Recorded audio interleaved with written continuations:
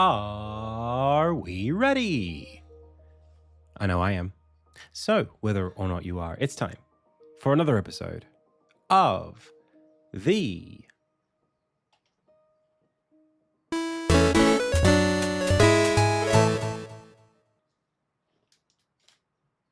Oh, I guess it's not time. One sec. What the heck? Okay, it's time for the Insignia Game Dev live stream. Indie Tales Game Dev live stream. Hey, my name is Adam. You are the Pixel Pals. I've already said the name of the show. So without further ado, it's time to go. Welcome everyone to the Monday edition of the stream. I turned over a new leaf this weekend. I deleted Overwatch from my hard drive. I deleted Age of Empires 2 from my hard drive. And all I have now is Insignia. So that's all we're gonna do from now on. I'm committing pretty hard. I think it's just time to knuckle down for a little while. And I'm gonna spend a lot more time unplugged, reading books, working on the game, just connecting with things that make me a better developer rather than other things in my life. I also am working out now.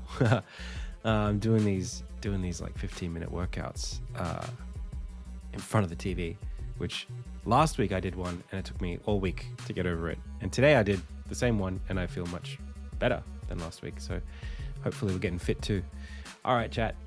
I want to say a big welcome to everybody who's here right now. We've got Virtue versus Vice, Most37, Robin Rhombus Head, thank you so much. Somebody Somewhere has followed most recently, thank you. Krautesh Vakir for the most recent sub, thank you so much. Man, we're really struggling on that 50K line, right? We've been straddling 50K for like 2 weeks.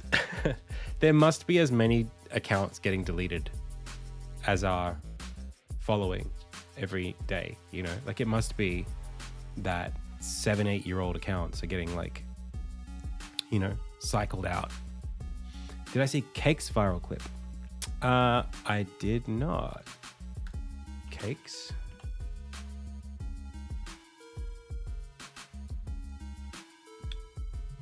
Is there something about it what should I be looking for?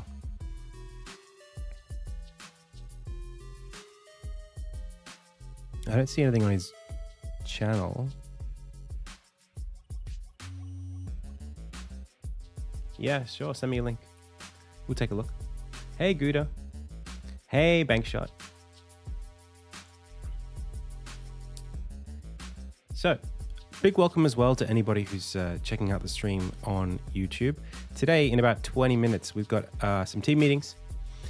And then we will be just doing some fresh dev stuff. I am working on concepts for parts of the game that I want to see in trailers.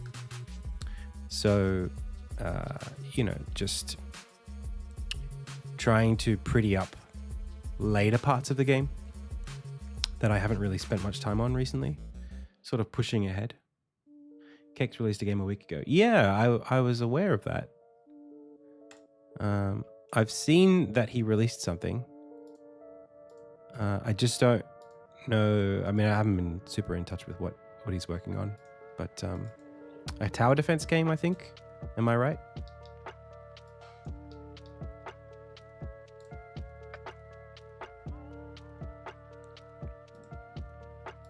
All right, we're gonna check out this clip. Click this. Okay.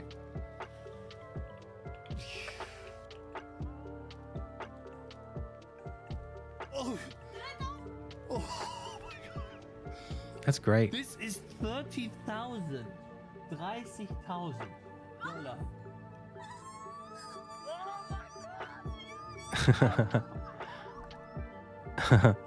Oh, he's so happy. Oh, I'm in the way. Oh my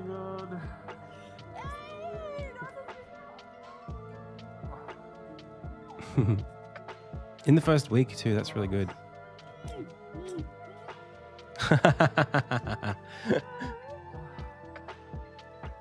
Oh my God. Oh.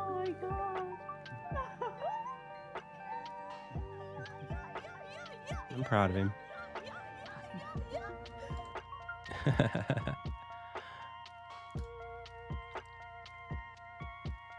10 minutes.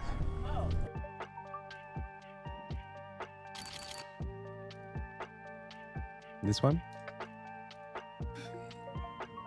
Okay, I'm looking. Is he crying? Oh. Oh, buddy. Oh my god. Oh. That's amazing. Oh my god.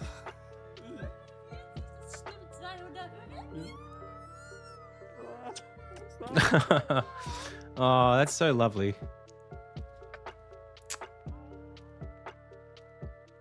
Good work, buddy. Good stuff. Oh, man, that's like that's like peak inspiration for someone like me. Like, it's so it's what you dream of, you know, like when you work on a game, that feeling of like it was all worth it. That's incredible. I'm so proud of him that he got to have that. He must feel like he must be floating right now.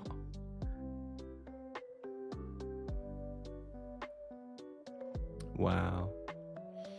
That's amazing. Lucky guy.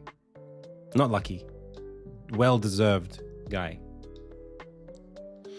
All right. So we're working on trailer stuff for chapter 2. I'm doing a bit of a reconcept. This level has had so many like assets thrown at it over the years that it's all a bit hodgepodge. I mean, not for any particular reason, like quest reward. Lock up. Just turn that off. Yeah, it's not like wrong. Hang on a second. It's just that the shot is not composed very well. The colors are also like quite high contrast, and they're from my palette, which means I wasn't really able to do what I wanted to do with it. So this is kind of a shot at like just rebuilding the concept from one clear sort of vision. You know what I mean? And I think I'm going to do this from now on. I think this is a much better approach. I will have like the idea of having like a mock-up and saying, okay, like, let's just think about how we want this to look from an art perspective, rather than how are we going to get the parallaxing in and how big should these things be. It's more just like, okay, what looks good? What would be pretty? So yeah, I'm hoping that this approach will also let me be a little bit more free with my colors too. Like, pixel art with palettes is really important, but like my game has so much layering and depth to it that I want to start breaking through the palette just by virtue of color mixing, which I started doing a little while ago. And here I can see it already starting to be fruitful, like seeing the blue, you know, seep into the buildings as you go back is going to help them, and like lowering the saturation. It's going to help the whole shot have the mood that it needs to have. So yeah, that's pretty valuable. It's a better approach, I think, than going one asset at a time, which is how I used to build all of my scenes. Just like draw a building, draw 5 more buildings, put the buildings in a scene, draw a background. I want the game to have more expression in it. So yeah, this is still super early. We're going to work on it maybe a little more today, but I kind of just need to get the mood down. Like I'm sort of, the goal here is more so to get shots for a trailer than it is to build out these assets fully. I've been having some, dude, you guys have got me like emotionally like rocked today. You started me off with that cakes clip. I've been going through it a little bit this weekend. Just,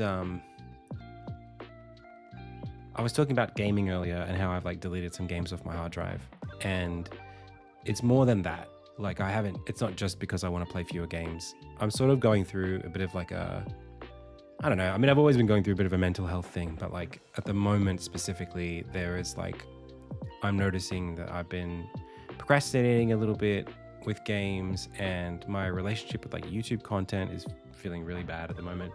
So I'm noticing that it kind of all, you know, if you trace the boulder back up the hill, at the top of the hill, there is like a lot of anxiety over just, you know, security and risk, and, you know, the chances that I'm taking with this stuff. And if I'm being like super honest, and I try to be honest with myself as often as possible, there's this aspect of, you know, I want to be able to sell this game honestly to people, whether it's with the trailer or do a Kickstarter or in front of a publisher. I don't just want to be like saying it's gonna be good. I want to feel that it is good when I express it to you. And I know that my standards are like insanely high. I know that, but I also can't make myself feel things that I don't think are legitimate. Like I need to feel, to feel it. So part of that feeling it for me comes from the fact that as a player, I haven't seen the later parts of the game. And the later parts of the game, you know, shots of late game content in a trailer are valuable because they express what the game aspires to be, right? The intro to the game is tutorials and it's bringing the player on board. But there's something deeper in a trailer where you show off what it is that it's the fantasy that you're giving the player. It's when you put in this many hours of the game, when you follow the story, you'll end up doing this kind of thing. And the high points of a trailer are usually deeper in the game, you know, than the first few hours. So for me, because I've been building this game very chronologically based on this vertical slice sort of strategy that I've had, I don't have a lot of evidence of the later game stuff, but I want to have it. There's no reason why I shouldn't have a lot of that evidence. And so that's what the focus is on this week. It's just building confidence by using the experience that I've been building to look ahead and, you know, build that vision a little bit more, to bring it into reality, a lot of the deeper stuff in the game. You know, I even think about like the merch, like the merch that I designed, that I've got samples for at the moment, and there's a couple more coming. That's got some like poster art in it, and I wonder like how much people even understand who the characters are in the poster art. You know, it's this thing of like, oh, like so much of Insignia still lives in my head, you know, that it's hard for me to feel comfortable, like pitching it or hoping for other people, expecting other people to be attracted to it, or to recognize it as unique or different or worth caring about. You know, I know a lot of people care about me and respect me because I've given them, you know, joy or knowledge or, you know, experience through tutorials. Thanks, Farah. You know, that's all one thing, but I really believe in this game, and the game is really where it all started for me and what this is all about. So, you know, there's a lot of emotional tension there for me, residing between those two realities of like, yes, I have a lot of support. Yes, you know, I believe in what I'm doing, and I, as a content creator, I'm very proud of the work that I've done. But also, like, I don't think people really know. They're not very well acquainted with Insignia, and I've had a lot of time where I haven't been able to acquaint them with it. You know, I haven't been able to share what the game is, partly because I've still been discovering it, partly because I've been working on solving other aspects of the game that also relate to the vision, but are what I would consider, I don't know, more structurally important rather than, aesthetically important.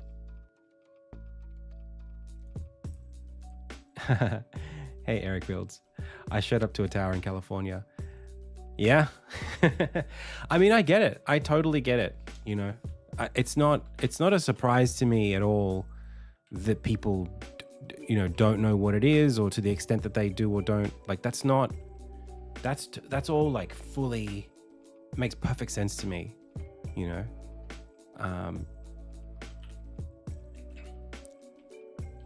It's just, I suppose, this very strange sense that because I live this game, I live and breathe this thing, and people, I'm here with you, right? I'm live.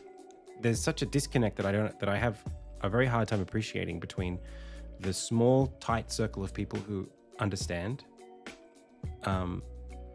and are acquainted with the project on a day-to-day basis versus the like hundreds of thousands of people who know who I am but that don't really know much about Insignia. That's for me the thing that's kind of awkward and difficult for me to use to make decisions with day to day. It's hard for me to rationalize that and say, oh no, like I need to push this hard on marketing the game because people won't know about it if I don't, say this or do this. Because like from my perspective, every day I'm here and I'm talking to you, your people. It's just economies of scale, I guess. I don't know if that's how people describe it, but it's, scale. Different scales.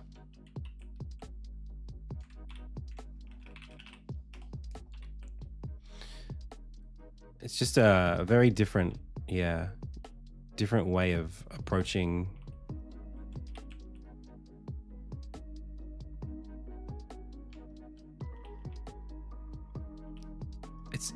it's probably something that not many people experience, actually. Like losing sense of what is valuable over so much time spent investing into something that they don't understand how other people see it. I know it's a common sense in game development in general, but I almost feel like I would have been better at selling it, or like more have a better intuition about how people will think about it earlier on, when it was just a game that I had only spent, 6 months on. I feel like I had an easier time expressing or empathizing with how people would receive it then. Over time, it's becoming a lot harder for me to understand how other people see it or understand it, or whether or not they are aware of it, because it's all I see. Imagine staring at a fire for like 10 years and then trying to understand what people who have never seen fire think about when they see it, like it's like oxygen to me. So, I do have Insignia has been in front of players. I mean, we've got a demo up right now and people are playing it in the playtest demo, and they are reporting really positive things. It's not about my empathy with players. It's actually my empathy with social media. That's the thing that I've lost touch with. It's like, it's people who I think should be aware of what I do, but who probably aren't. It's not about, it also happens with gameplay as well, but I think a good workflow around that, and I think we playtest regularly enough that I have a good relationship with players. I just don't have a good relationship with like prospective players, like people who don't really know about the game.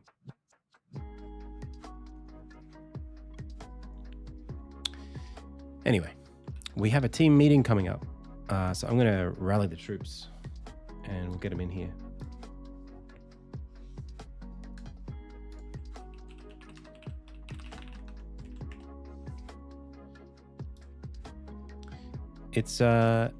It's incredibly, what's the word? I don't know. I don't know how possible it is to even express the level of like day-to-day pressure over so many years. It just sometimes I I have moments of just feeling like I don't have a grounding. I just don't have my footing, and I don't know whether I'm allowed to feel confident about what I do, or you kind of there's this sort of sense of you swim, and then you come up for air, and you can't spend all of your time with your head down in the water. Like, you have to spend time coming up for air, and those times when you come up for air are when you think about how other people think about you and what you do. You have to question yourself to some extent. And yeah, for me, like, when I come to do that, it can be really difficult because it's been so long.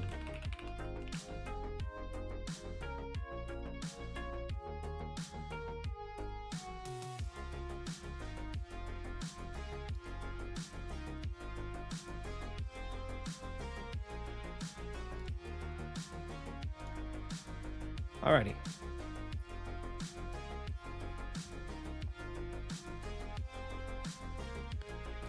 Let's jump into the team meeting. I'm going to turn that off. I'm going to mute this.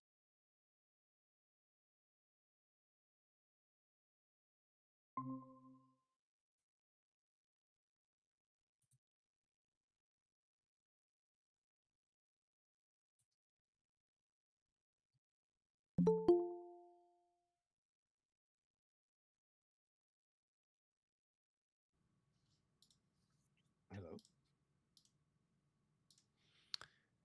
Hello. Hello. Am I here? Oh, hello. Hello. Sorry, Hello. I was a bit quiet for a sec there. Huh? Hi. Who are we waiting on? I think just Morgan P. How was everyone's weekend? Pretty good. Yeah. Nice. Did you get up to anything interesting?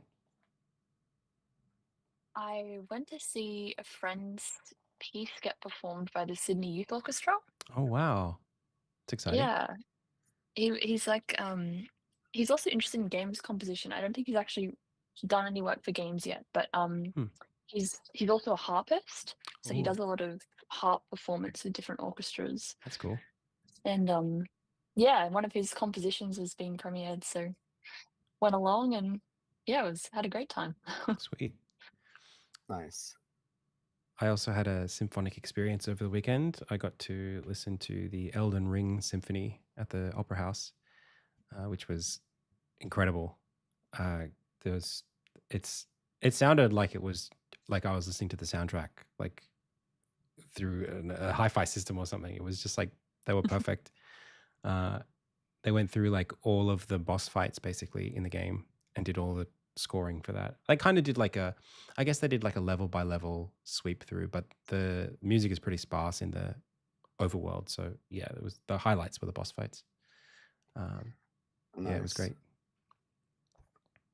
I went along as well on Thursday, to the same thing. Oh, Yeah. really? Yeah. Oh, that's awesome. But you haven't played Elden Ring. So how did you find I it? have not. I found it it was a bit hard to follow Mm-hmm. not having played the game Yeah. story-wise. Well, I the mean, game like, is it hard to wasn't follow story-wise too. I Yeah. talked to someone afterwards and they're like, yeah, so they showed there are multiple endings in the game, and in the Yeah. concert they showed every ending. That's correct. Because I was like, why did this happen twice? Like, I'm Yeah. so confused. Yeah, it is weird like that. The Elden Ring story is all of the From Software games have these stories that are very esoteric and don't really make much sense unless you're pouring through like game lore and reading item descriptions and stuff like that. So, especially if you haven't played the game at all, I mean, it's hard to even appreciate.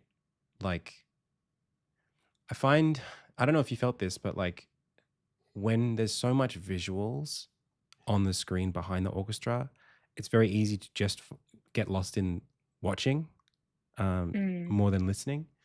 But and I know that because I've played the game, at least, like for me, I was able to sort of like go, okay, I know what this is. I know what's happening on screen here, so I can sort of just like try to focus on what I'm hearing. But the game is so pretty that I don't know if for someone who hasn't played it could tear their eyes away from what's happening. Yeah, it was cool having the visuals there to provide some context. Yeah, I really loved the choir. That was Oh, my the choral favorite. aspects are so strong. It's like they took up like a whole section of the opera house. Yeah. It's like 40, 50 people or something in that choir. Yeah. I know some of the people who sing in the choir, so Ah. I was also like trying to find them and Yeah. yeah, I it's can't get cool. over how also like it's not easy stuff. Like they're really belting a lot of the time. Mm. It's so Yeah, so and they have to do dramatic. it 3 times in a row for Yeah. all the concerts. My gosh. Crazy.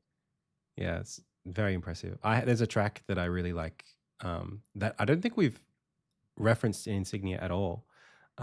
It's the track that played the character is called Mog or Moog, and he's the guy who comes out of that pool of blood with the egg in the hand. If that Oh, strikes yeah. anything, yeah, that track's crazy. I love that music. It's one of the like most clear cut sort of like villain tracks in the game.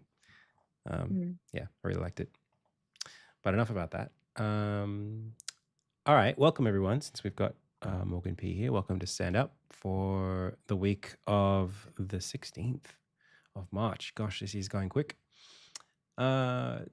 This week, trying to see if we can wrap up some of the sort of like animation characters that we've been on for a few weeks. And I'm pushing ahead into trying also to wrap up some of the demo stuff I've been working on and well and truly looking ahead to chapters 2 and beyond. So boss fights, new areas, new enemy designs, and new abilities is going to be my focus. Over the weekend, I mostly worked on some merch related stuff, as well as what did I work on? New environment concepts for Cheverton. And this week, yeah, I've mentioned what I'm going to be doing. So yeah, I think just trucking along. How about, I guess, Luca, we had a meeting earlier this morning. Do you want to chat about where you're at? Yeah. Sorry, So get you out of the way. that's all right. Yeah, so still yeah, Chippy won't add the links in, so we'd want to try to wrap it up. We've kind of filtered out like we did have a lot more animations and attacks early on, but we've kind of fine-tuned how the fight goes, and yeah, just so we've narrowed those down, and it's just so I'm just working on making sure all those animations are at least you know, look decent in the game. So 80% there, and then I'm guessing from there we'll then touch them up, make Yep. them look better. Yep. Yeah, and I had a bit of fun just balancing the fight itself, especially with the new combat systems Adam's been working on. Yeah, so we'll get to that as well when we can. Sweet. And on a similar kind of path, Morgan P, how's your work been going on the Barbarian?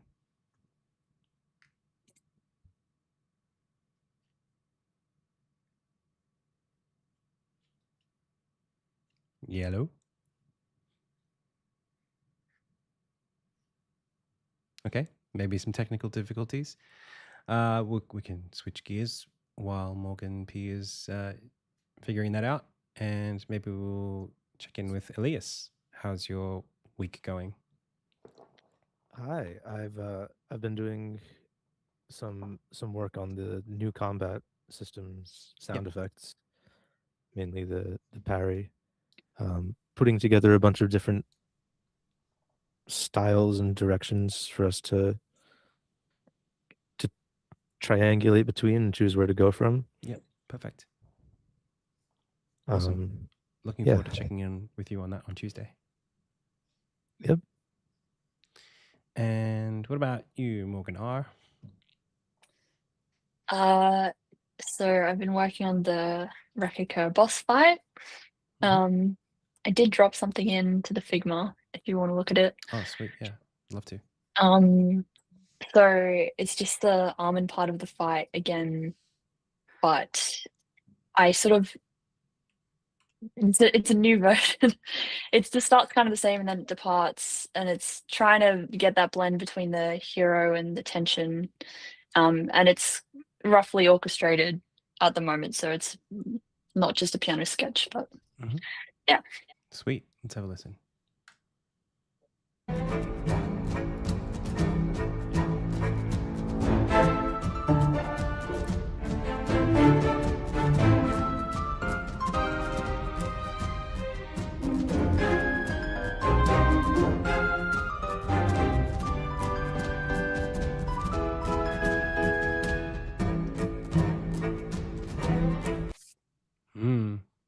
There's some ideas there.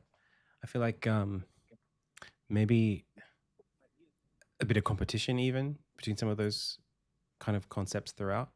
Be nice to see them kind of evolve and develop a little bit more, or maybe even if one thing kind of, I don't know, eats the other in terms of there was this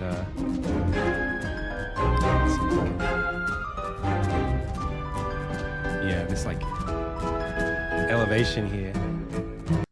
It's a strong idea. I wonder like how we would, whether that should be something that we kind of hear earlier on, like we kind of like almost foreshadow it, or if it needs to exist, out further. But really cool. Maybe we can chat a bit more about it on Tuesday. Yeah, sure. Sweet. And Morgan P, any luck? I think I fixed it. Hey, there you are. Yay. Sorry, I got new headphones, so the meeting just assumed I was still using the old ones. So checking in on you, Wolverine Barbarian. How's progress looking? I'll share what I did last week in the art channel. Obviously that hurt is going to be old because I know you fixed it. Yep. But this week I'll be doing the shockwave, which should not take long at all. I just didn't have a lot of time. Yeah. Sweet. No worries. And then it'll be good to get you on some other stuff soon too, because I've got there's some, either we could do some chapter 1 stuff for Armin. There's a couple of new animations that he's got with some of the combat revisions, like a deflection sort of attack, not attacks but moves. And then there are also, I guess, everyone here should be working on chapter 2 specifically, so we've got other enemies too, but maybe some NPCs next instead. I don't know if you want to shift gears away from combat for a little while. Yeah, I don't mind. It's going to be weird going back to like teeny weeny characters after this. Yeah, I'm hoping to. I was thinking like the town itself is supposed to have characters from every race in it, like inhabiting it. So I was thinking maybe even just some like, characters that idle or just walk around, but from the different races. Might be nice. That'd be cool. That'd be pretty cool. Yeah, and I'll try to. They'll be much lower in scope than what you guys have been working on, so hopefully we can get through a few of them in a short clip. But yes, I guess on that note, just to give my show part of the show and tell, I'm just working on, like trying to get the right palette for the town. I've kind of been working on these concepts for ages now, and there are so many like clashing different kinds of like themes and ideas and visuals that have just been a part of the town for a long time. And Mm. one sec. Yeah. So just trying to think about, okay, like have another go and see if I get it right this time. I think I'm almost there. I just want to, there's like, you know, the game itself broadly should feel kind of positive and have like an adventure streak in it. But then this town specifically is a little bit drearier and industrial. So how do you match those two? Actually, I think Morgan R's music for this has been a nice, it colors it nicely. So I'm trying to kind of complement the music with the visuals. Yeah, it does feel a lot cooler than my initial impressions from before. Mm. Yeah. Yeah, and part of it is like breaking the palette a little bit. Previously, I think I was kind of obsessed with keeping the exact palette all the time, and it just meant that it's very limited possibility to have sort of like color depth and atmosphere.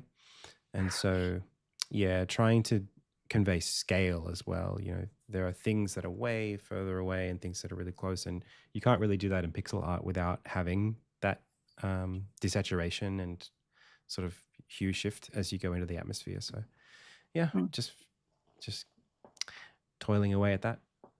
But that's me for show and tell, and I think we've now reached a I don't want to say a quorum because it sounds lame, but I just did. So I think that's everything.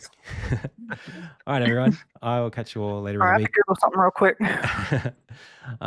We have, I think, we have an animation meeting right after this, but Luca, we've already kind of met earlier in the day. So Morgan, if you're happy to just keep doing your stuff, then we can skip it. Sure. Okay. Thanks, everyone. I'll see you all later. Alrighty. Catch you See later. ya. Hey, everyone. Thanks. Yeah. Cool. Alrighty. So let's bring the music back in. And I want to time box this. It's not really looking dense enough just yet. But what about if we spend the next 45 on it? Hey, Crispy. Scene graph, man. I really think it would have been great for us to be able to get a release out since we were working on it. But what happened was end of 2024, we had like a plan, and then we did user testing, and then the user testing created a demand for a couple of extra features that turned out to be quite involved. And then we sort of held off on them for a while because I was busy. And then the other programmer who's working with me on it got other work. And so we tried to sort of end of 2025, tried to get a little bit like more progress on it, but it still will need another round of user testing. And I just don't, I mean, I actually think that I could dedicate the time. I'm almost at a place, because I'm spending less time on the demo this week and moving forward. I've been thinking that I might just take over if Felix is okay with it. But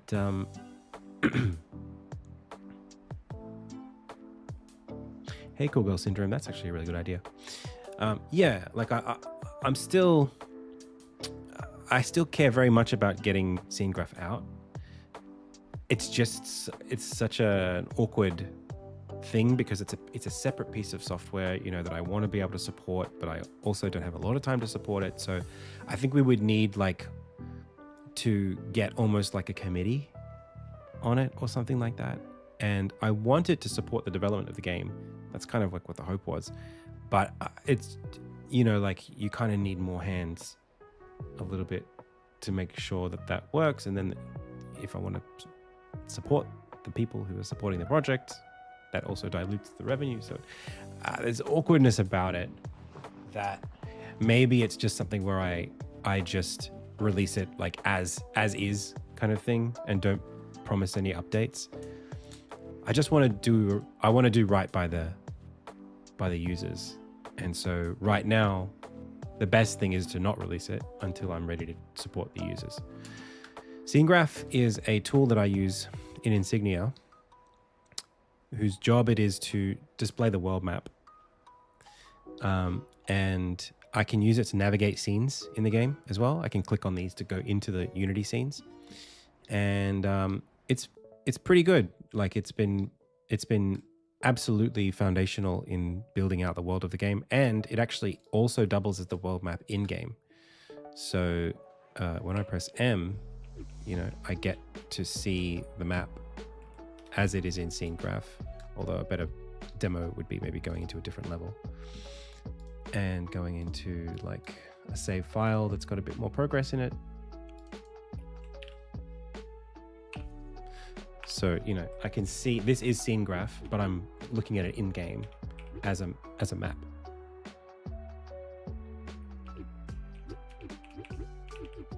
So, yeah.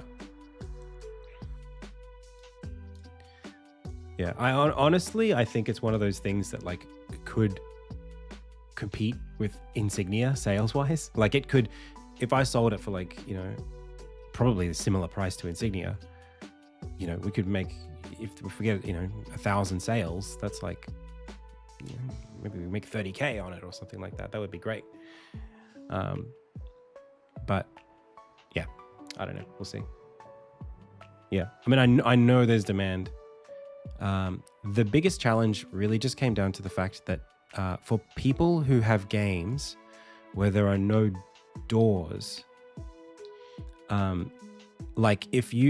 people who have games where the player character doesn't walk through doors, the connections between the points in the map become a little bit less,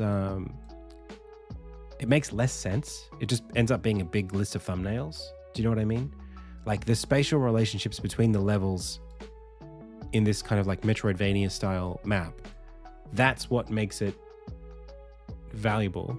But there are some people who are like, I'm making a level-based game, and so I just want a condition that says, oh, from this level, you just go to this level as level 2. But there's no door you walk through. It just like goes there on a condition. So then we were trying to support conditions as like strings. So like instead of the diamonds here coming from a point in the map, they come from underneath like a string. You write a string and then you drag a point from the field to some other map. But then you're not dragging it onto the map, you're dragging it onto like a connector on the map. It becomes much more like shader graph, which again is a little bit outside of the focus of the app. So as a plugin, it either is or isn't going to support that feature. And that's like half the user base, might be candidates for that. Well, we shouldn't, but yeah, that's the idea. So I think what we should do is just support the base case. Is there a chance to get hands-on the as-is version? If we do any more playtesting, user testing, then yeah, but not right now. Also, like, the struggle is like, I'm not actually fully across the code base of this version. Because Elzak was doing a lot of work on it. So because I'm not across the back end, I'm mostly in charge of the front end, but even then it's more styling. I would have to get reacquainted with the code base before I could further it anymore. So yeah, it's tough. I mean, it also has like some onboarding challenges that are important that we wanted to get right. I think maybe it would be something where we could fork it and make it simple and just release it as a simple thing. Yeah, I don't know.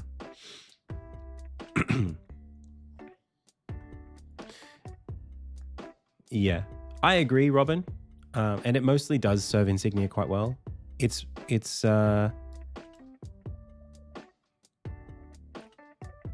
feature-wise, it's pretty much there for Insignia. Like, I don't really have any other things that I want it to be able to do.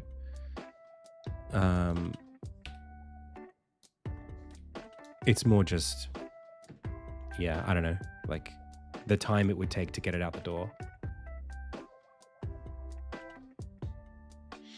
Yeah. Okay. Well, I'll take that into account, and I'll see if I can spend a few hours a week on it. Because I believe it. Like, it's indispensable for me, and I know it doesn't exist on the store. So, like, it's just waiting, you know? I get it.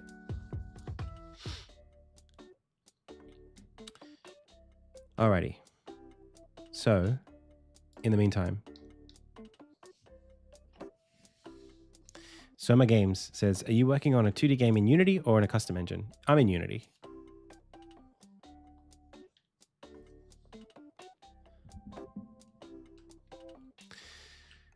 Okay, so let's build a little palette here. I think it would be valuable for me to do that. So like this color, add it. This color is there. This one, add it. I don't need all of these actually if I'm going to do that.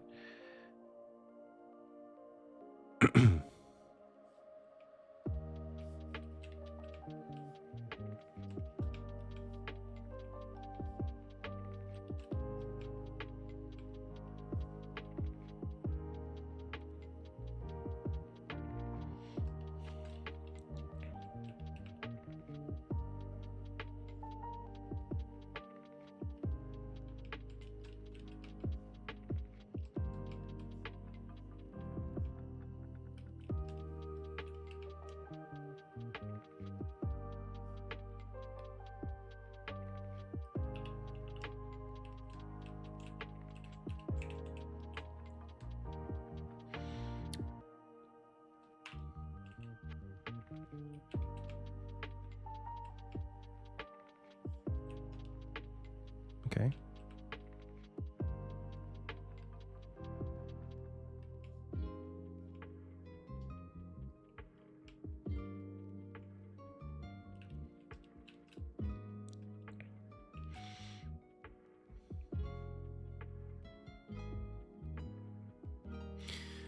So,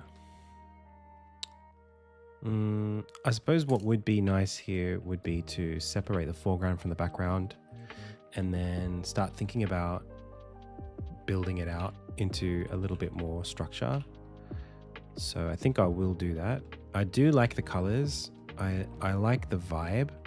I also wanted to do, which I haven't done yet, but like smog in the level. So like just take a color like this and just go like this. Like not just smog, like I guess smoke is a better word, you know, from all the chimneys.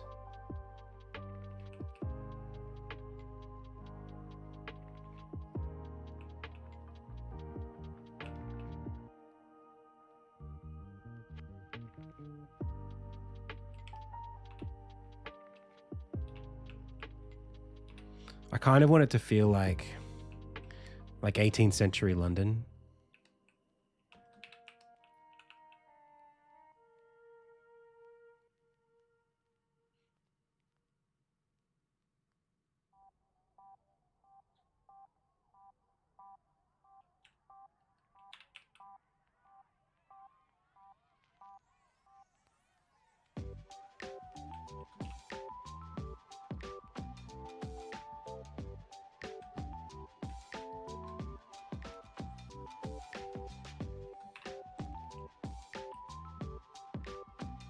Yeah, it is shocking, right?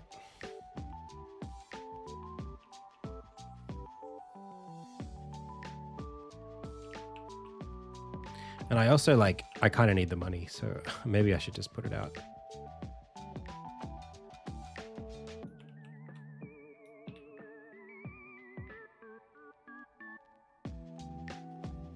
But I need to talk to Felix about it.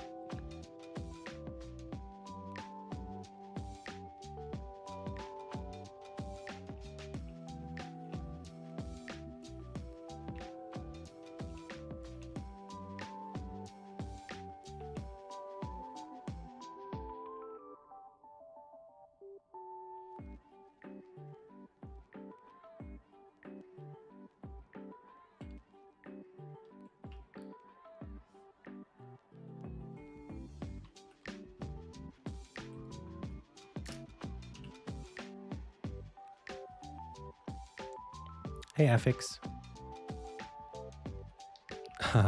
It's a big game. It's a really big game. Feature creep is not really the problem. It's more just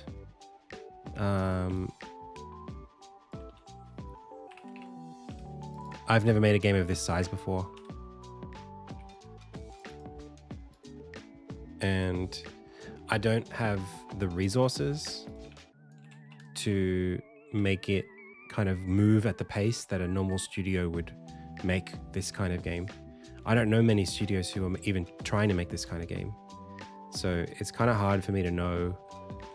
I mean, it's not hard for me to know what I need, but it's hard for me to get what I need on my own. You know, I started this game solo, and now it's like it's a 5-man project, and soon it'll be, you know, if we get funding, it'll be like a 10-man project, and it just takes that much. Yeah. It just takes that much time.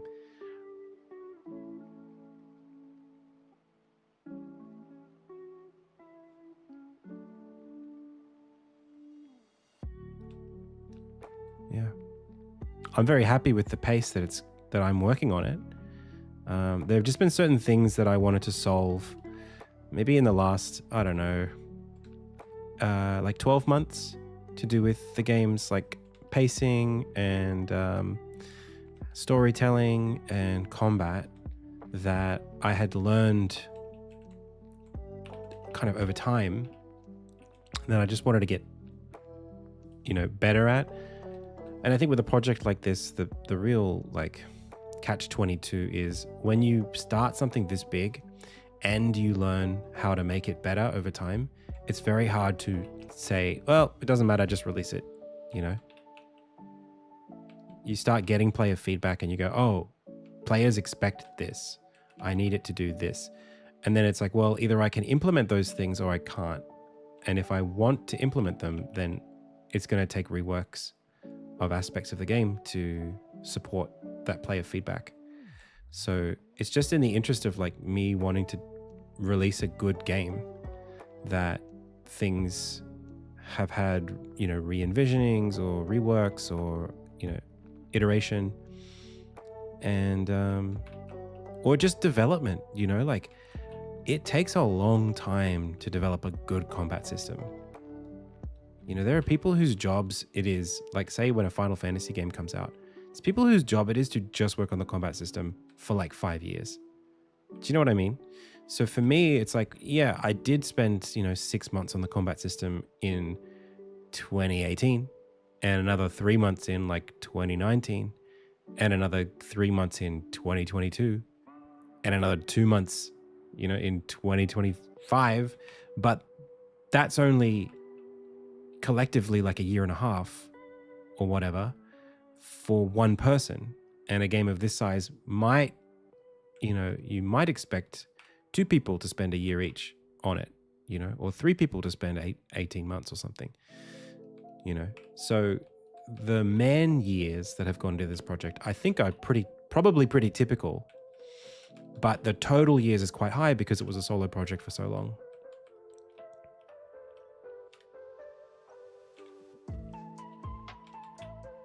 That's how I think about it anyway.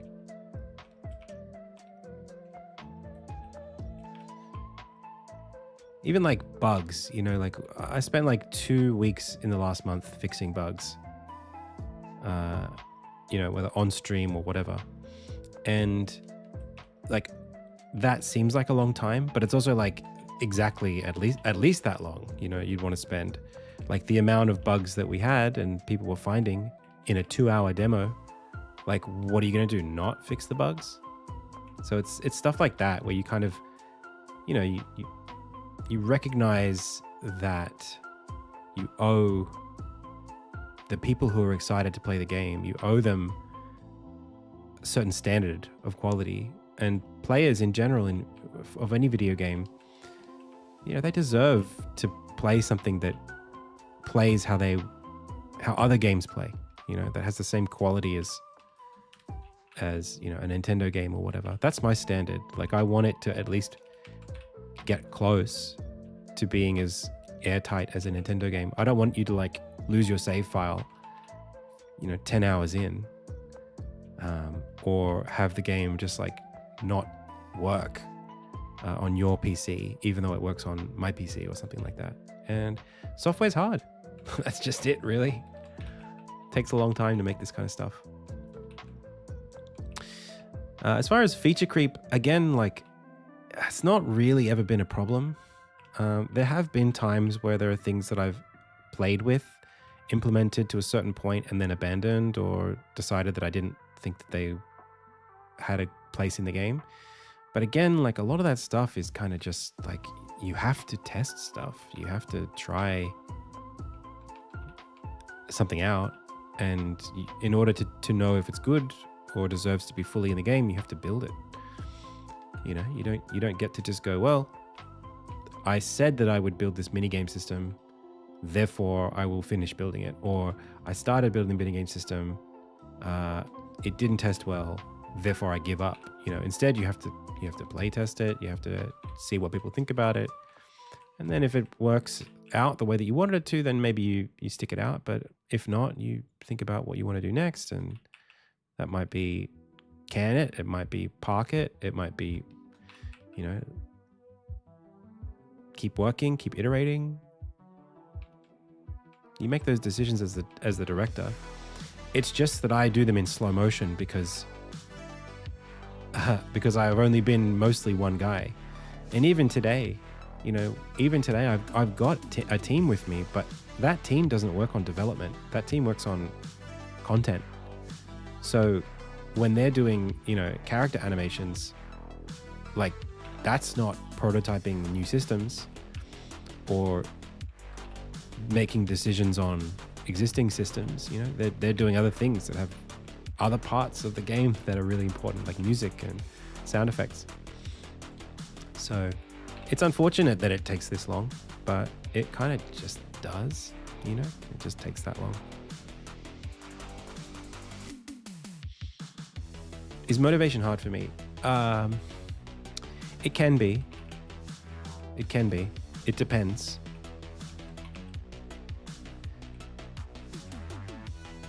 It's usually less about like motivation and more about confidence.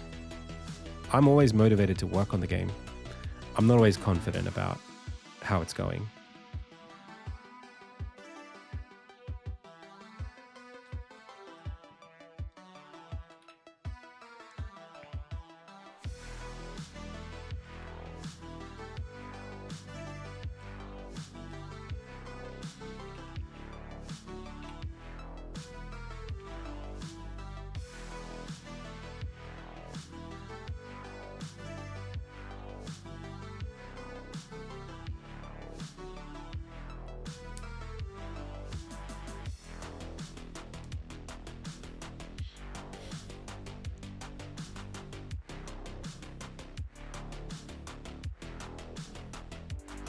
Hey, Footlong Icicle, how's it going?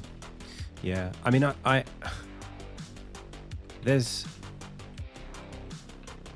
there are so many layers of making a game, and I'm so grateful that I'm getting the chance to experience all of them. Like, I genuinely am like so lucky that I got to get this far. So far, and I want nothing more than like just to do a good job, just to make people who support me proud. That's all I really want. And I don't feel like many questions about like whether the game will be fun or anything like that. I mostly feel pretty good about it, but I do feel the pressure to do those things right. You know, I feel like it's important. It feels so important that I do a good job. Even if I think I will, you know, that's not proof or anything. That's just how I feel. So there's always like a part of me that's questioning you know, if I know what I'm doing, or if I think that I ought to feel confident, because that feels like due diligence. Like it feels like you're supposed to do that, but also that can be really easy to tear yourself down.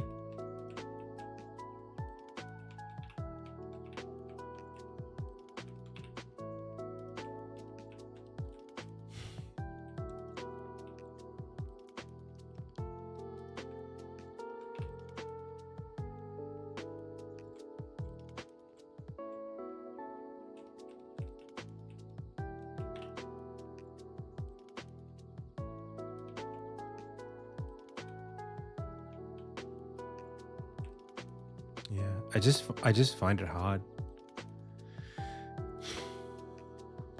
Yeah, of course. Exactly. Yeah, like I'm the producer and I'm the lead developer and I'm the director and I'm the designer. I have to switch on and off the creative juice constantly.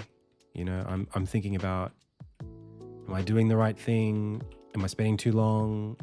But am I also making something that people will want to play? Like there's always the double concerns going back and forth, you know? Different voices. They have to be there. It's so important. Like I was watching the podcast with Jeff Kaplan of the Overwatch team gave a 5-hour podcast with Lex Friedman over the weekend. And it was very interesting, very insightful on kind of his experience working with Blizzard and as a game developer in general, like just what it was like. And man, I mean, it's hard to even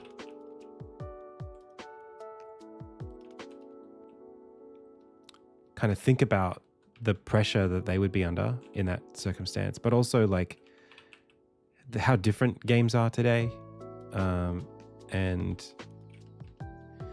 I don't know, the stakes of making something new and putting yourself out there and the risks associated with making something as big as Overwatch, but also like, you know, there's this sense of like, sometimes success stories, you hear them and you're like, are these people just flying by like the seat of their pants? Like, are they just making it up as they go along? Because like, it's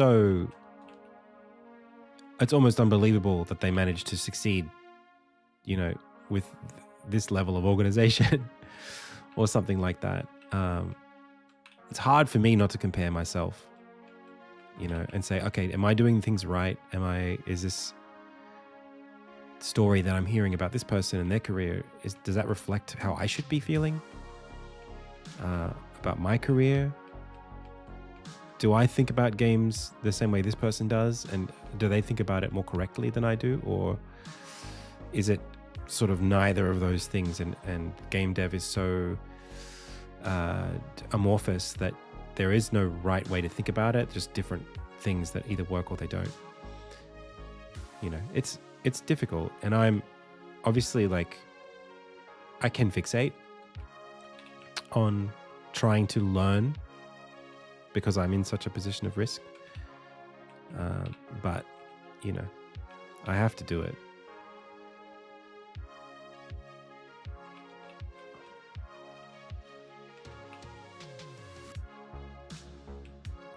I think I'm just going to copy paste this. I don't think there's any trouble in doing that.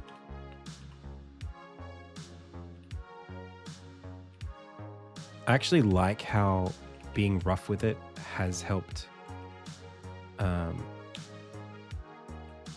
Some of these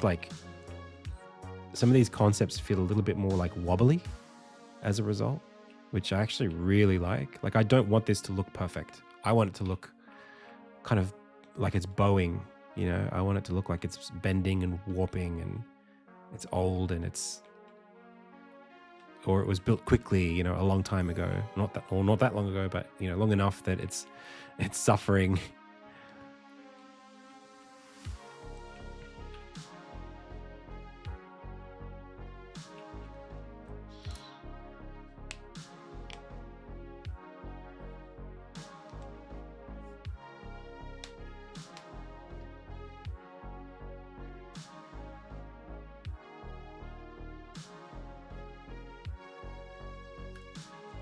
Oh, is that right?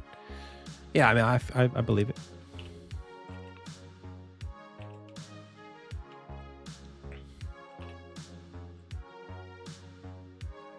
They're boring. Even this, it's become more boring since I was working on it.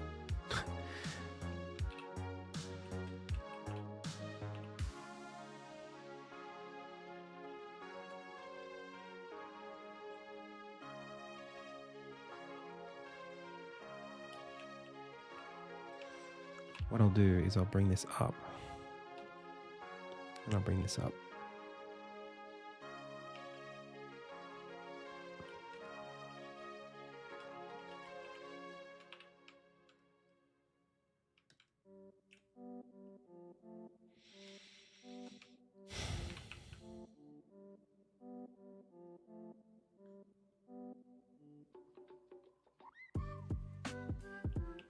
I kind of want to do something fun with the chimneys.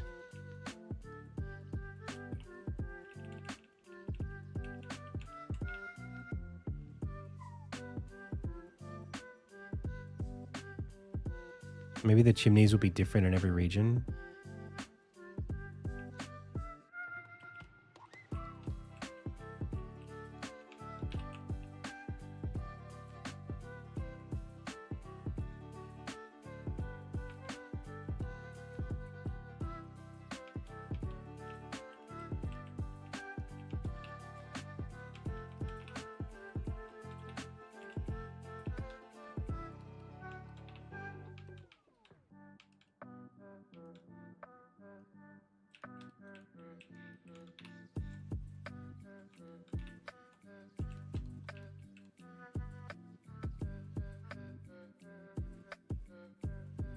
Yeah, Chocobo music. Ah, you don't need to name them. You don't need to name them. If you press Alt or V, you can just click them and that selects the layer. So as long as you're just working on the same ones, it's not... As long as you can click on what you want and get what you want out of it, there's no reason to name them. I name them mostly when I'm doing animation, actually. I find that's when it's more useful. When I'm like, okay, I need front arm to be in front of back arm or something like that.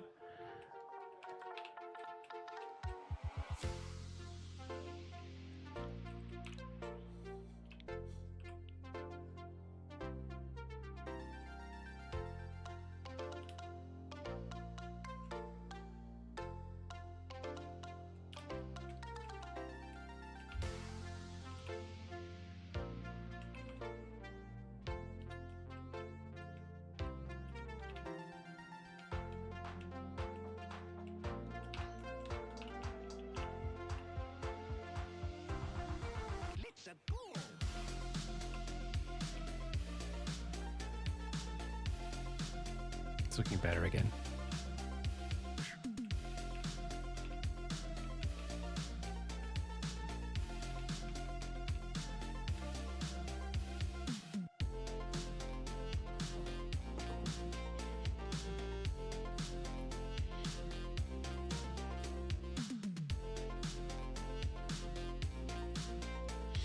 This is from imagination, but that imagination has had many references.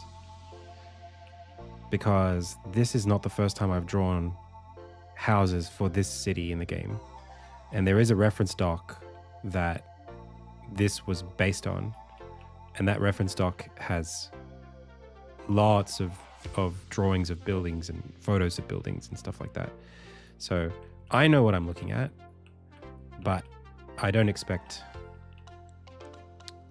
it's not just freehand from nothing. It's like experienced freehand.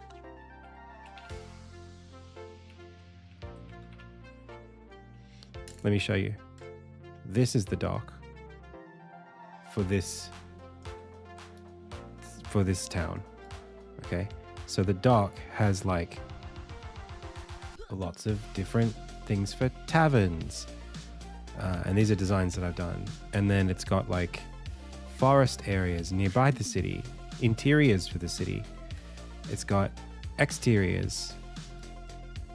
You know, I'm seeing these things and I'm remembering them, and I've drawn them a few different times already. So aspects of these things are influencing me as I'm drawing. It's not just that I'm drawing from nothing. It's that I did put this effort in already.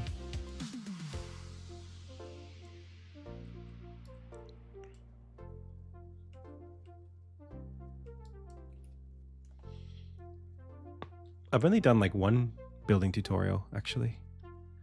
Yeah, this is the hardest. This has been the hardest city in the game so far to do.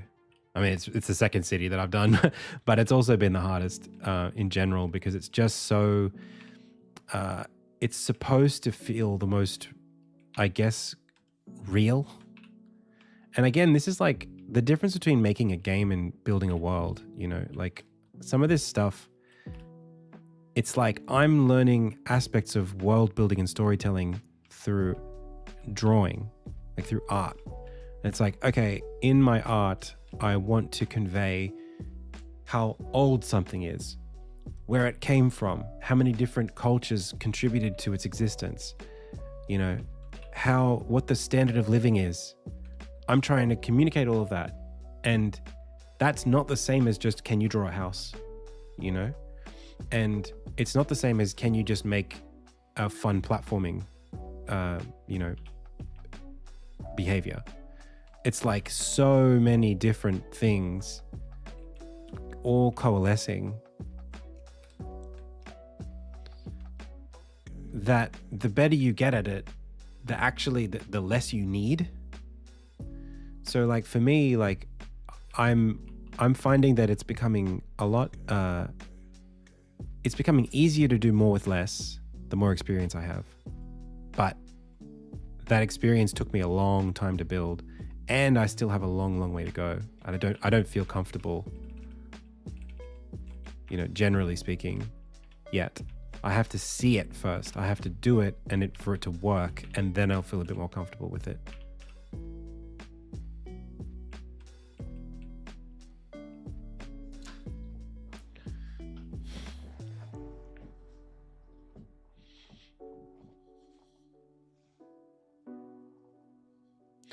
How do you look for inspiration while avoiding AI images? I wouldn't say that AI images are even bad. They're not a bad place to take inspiration from. You just have to be aware of how you use that reference, because you're just referencing somebody else's reference at that point, and there's nothing inherently wrong with that. You know, like that's okay. It's just not, you know, like if I was to go to Google right now and search for all the same sort of images, I would get things that weren't real. Like, you know, medieval house. Maybe there are a bunch of AI images here. You know? But like those are still references. You can still look at that and go, oh, okay, what's valuable about this? Even the Minecraft ones, you know, they're not images that I'd want to use, but they're definitely images that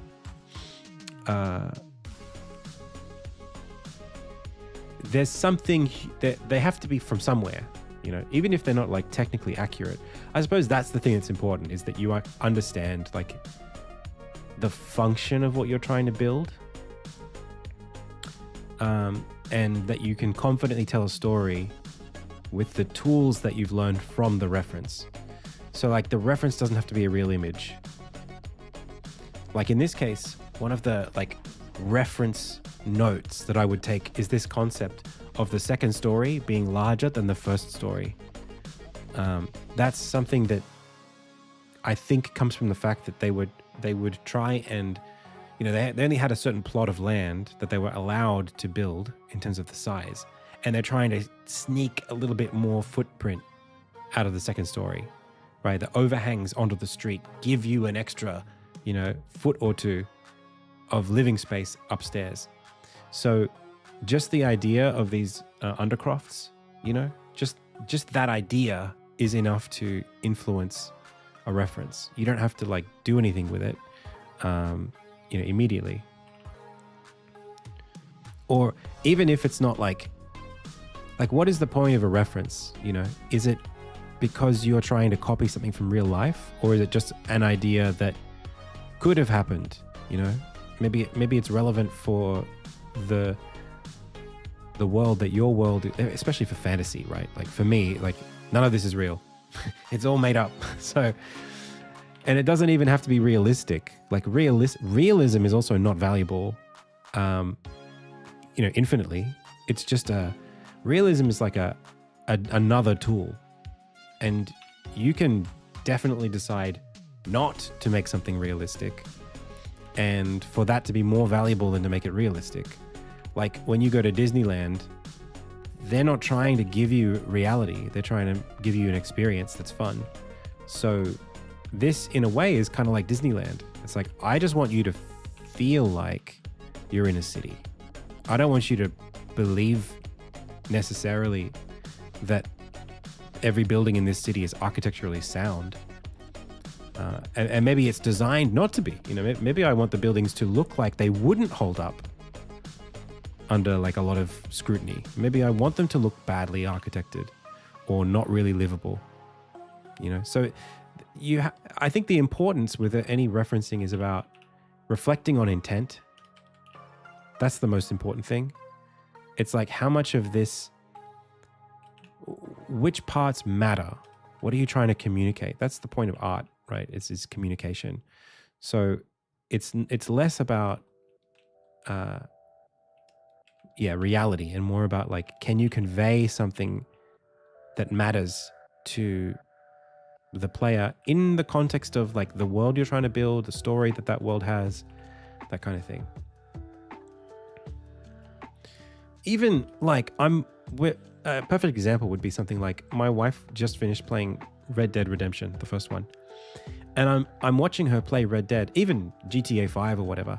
Those games are not realistic at all, right? The time it takes to ride from one town to the next town is like very convenient for the player, but absolutely unrealistic.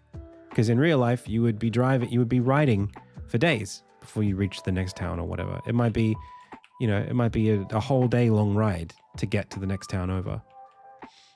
But in the game, it's like, you don't have time for that. Then why would you? Like, you wouldn't want for it to take that long. But you get the idea. So like the distances on the world map just need to be big enough for you as the player to sort of like get the idea, oh yeah, this place is a long way away. There's no value in it being realistic. Someone was saying last week here on the stream that, I play games for realism. It's like, you don't. You don't even know what realism is.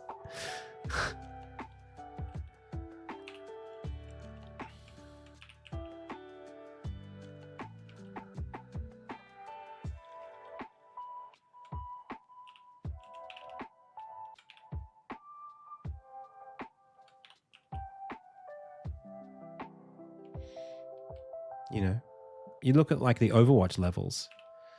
Those levels are not designed to be real. It's not like you go to Hollywood and it's a real Hollywood set. It's just a map that feels like Hollywood. Obviously. But we wouldn't even question that stuff. Like, it's not, unless we're having this conversation, it's almost like fully irrelevant and not a part of our cognition, these kinds of things.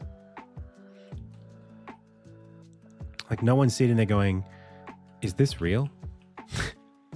We like accept that it's not, inherently.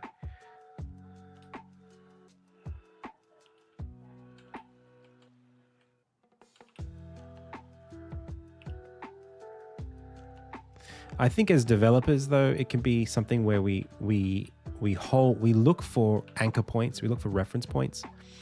And those reference points, sometimes the idea that you should do something because it's more realistic becomes quite attractive, because it feels like, well, this gives me license to make a decision that I otherwise would have to think really hard about. Like, I don't know what this should be, but if it's realistic, maybe that's close enough. Maybe that's enough.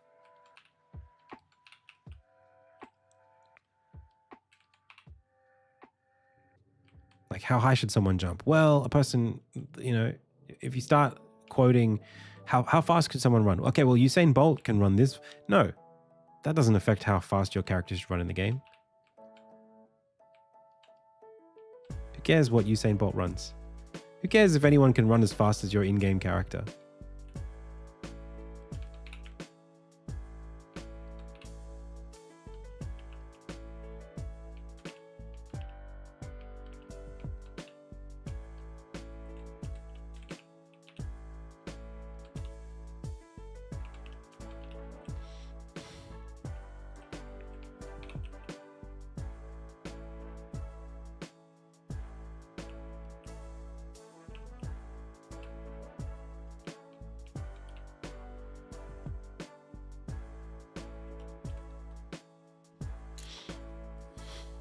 Exactly.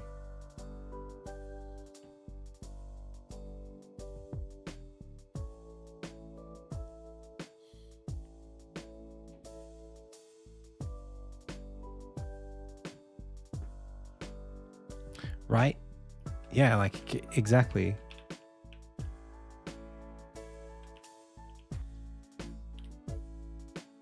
You're trying to drive from like Venice Beach to, I don't know, Pasadena. I don't know how long that takes, but probably not 5 minutes.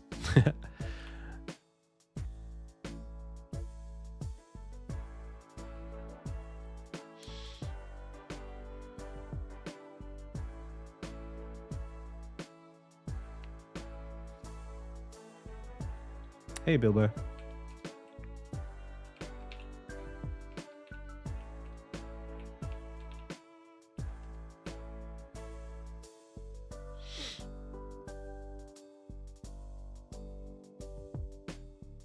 Yeah, I think like there's something like caricature happening, and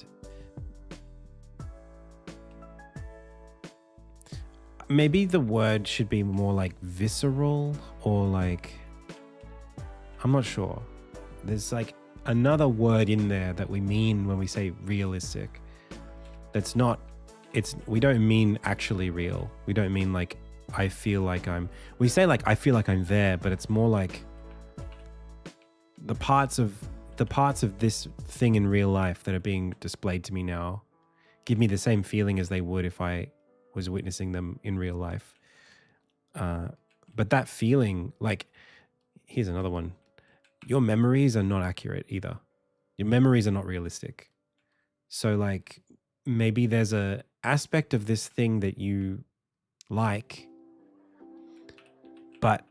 and you, as the creator, maybe you want players to feel that aspect, right? Just a sentiment. And as long as they get the sentiment, then it's doing its job.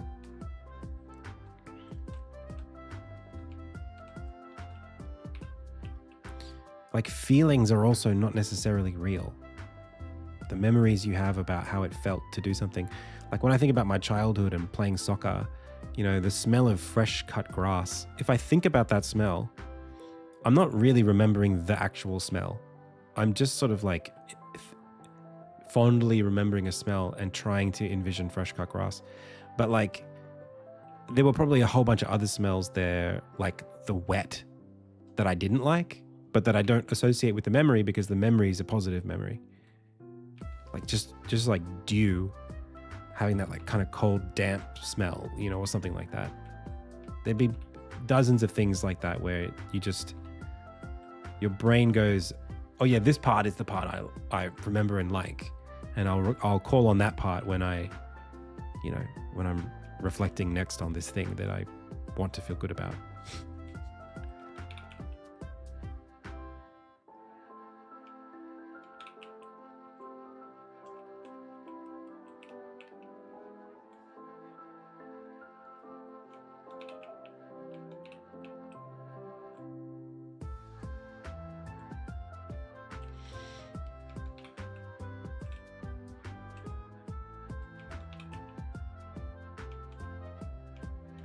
I have a feeling that I'm not faster at this today than I used to be.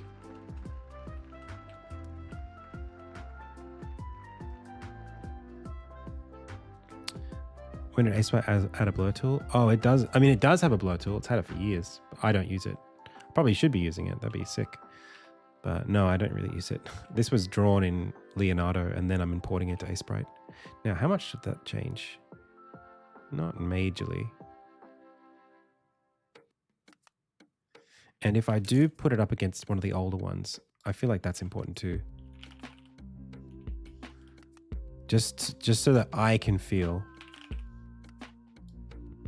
the difference, or if there is a difference. I mean, they're so similar already. God, I do that freehand. The difference is mostly in the palette, the level of detail, the granularity of those details. But similar techniques. I wonder if I could take this and like appropriate it back. Like go like this and then go like this. Go like this and go like that. Go like this and go like that. Take this here and do that. Take this here and do that.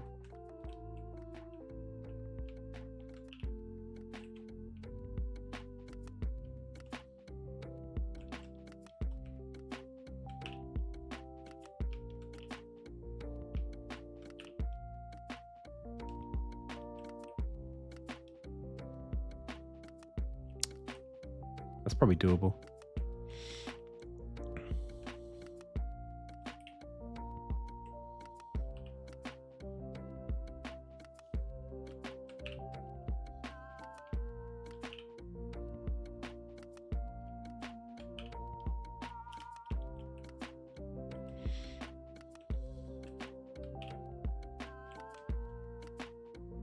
You can see like where I consider the details to be worth putting in now relative to where I used to put them in. That's pretty interesting.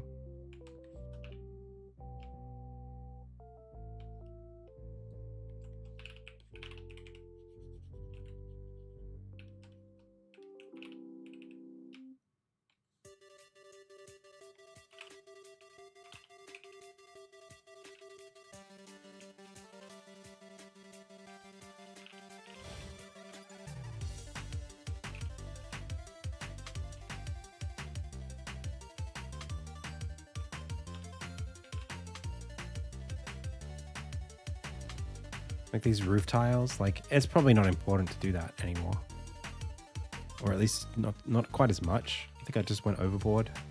You know, you can kind of tell the story with a lot less than I was doing.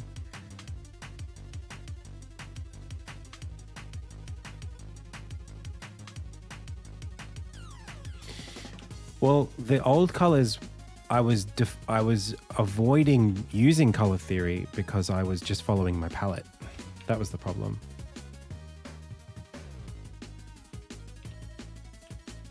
Perspective-wise, these are pretty similar though.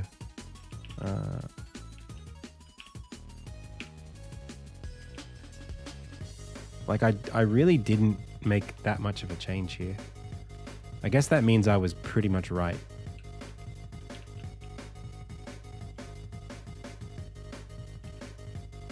To do them the way that I was doing them. Kind of feels like justification. It's like me 3 years ago and me today agree on how tall the building should be relative to the player character.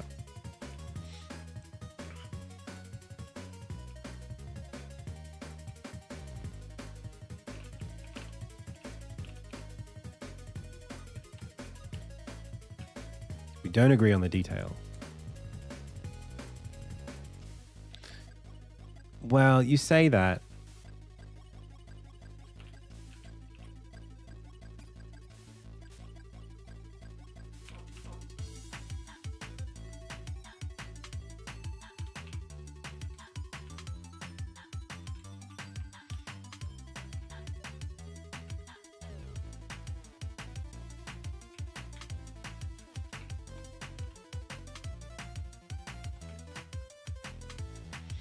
I think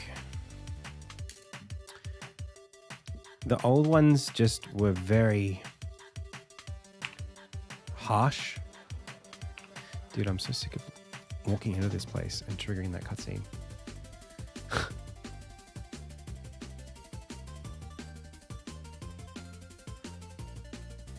Have I got a chapter 2? I do.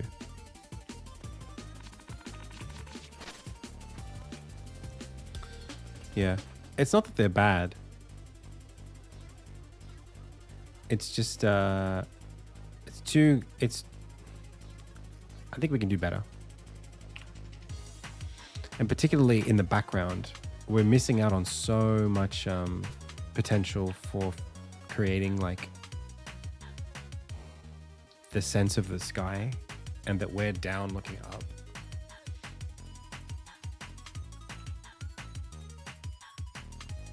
Anyway, good to know that I can adapt that pretty quickly.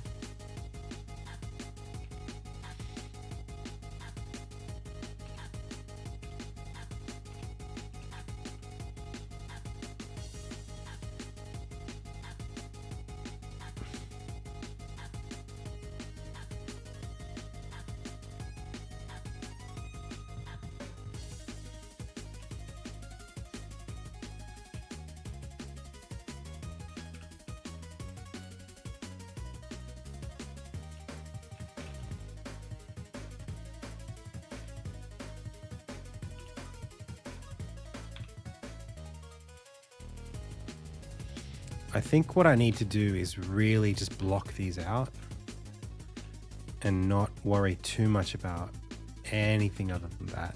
Just get the basic shapes in there.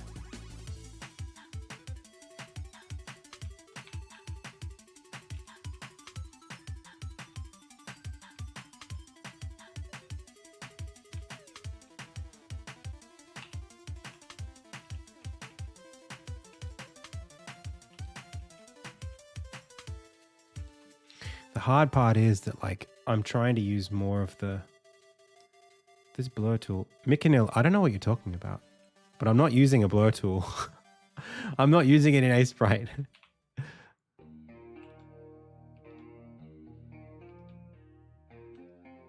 You can.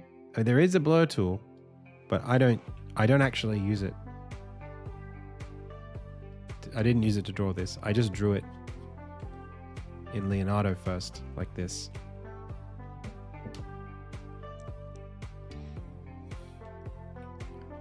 Oh, you found that they added one. Oh, but that's been there since like 2000 and whatever.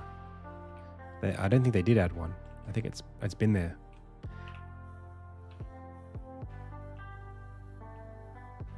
Did they add a different blur tool? Is there something new that I don't know about?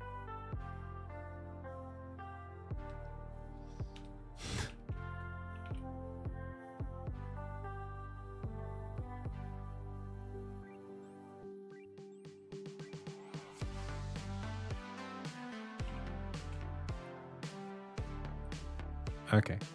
Well, that's fine. Stop.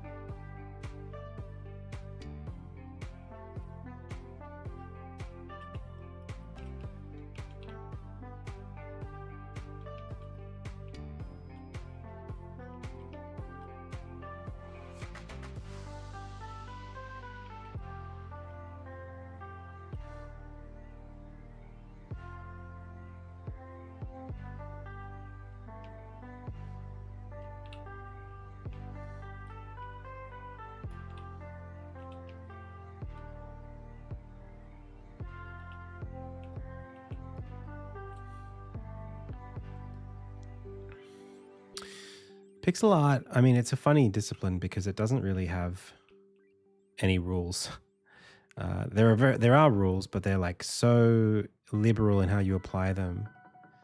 And as long as you can provide some sort of like precedent for a different game that used it a certain way, you could pretty much do whatever you want. Like, it's not really... I think a lot of people, and this is true with so many different disciplines, a lot of people approach with a reverence that makes them less likely to appreciate it properly. They think, oh, okay, pixel art is made of pixels, so I have to place one pixel at a time. You know, there's these certain assumptions that come up that if you are freed from those assumptions, it's just drawing. You know, it's just normal drawing.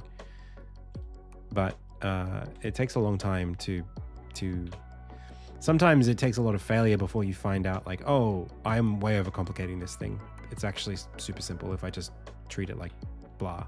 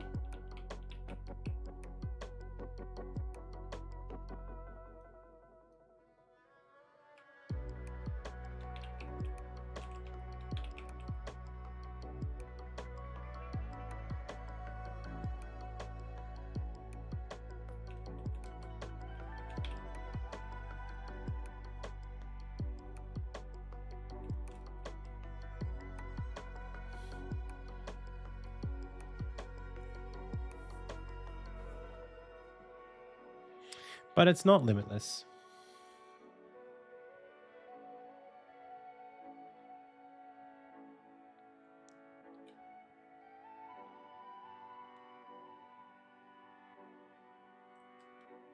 Yeah.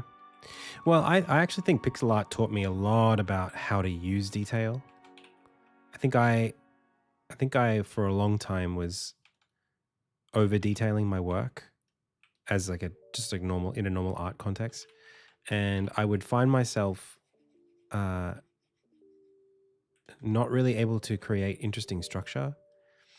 Like recently, I was looking at the merch that we're putting out, and it's not perfect. You know, I can accept my limitations as an artist, and I think it's still, you know, going to be worth buying and whatever. Like I like the drawing design, but I can immediately now, in a way that I could never before, appreciate the compositional weaknesses in my drawings.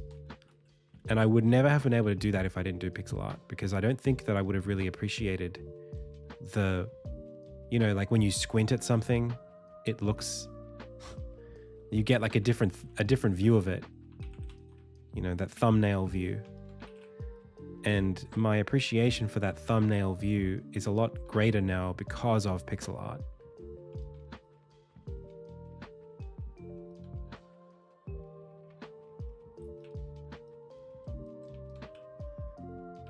You know, like most things, like lighting, for example. Lighting, typically, there's not that many different colors that you should use in a single piece when you're trying to represent the light, like in a room.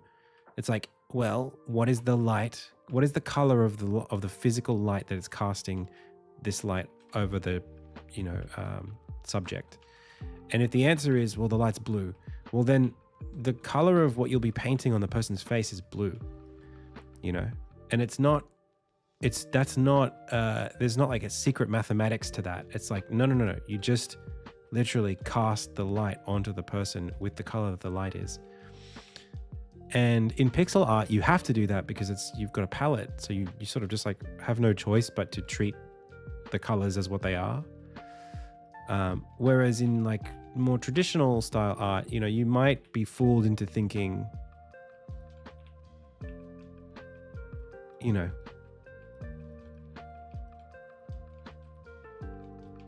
that it's that it requires a lot more.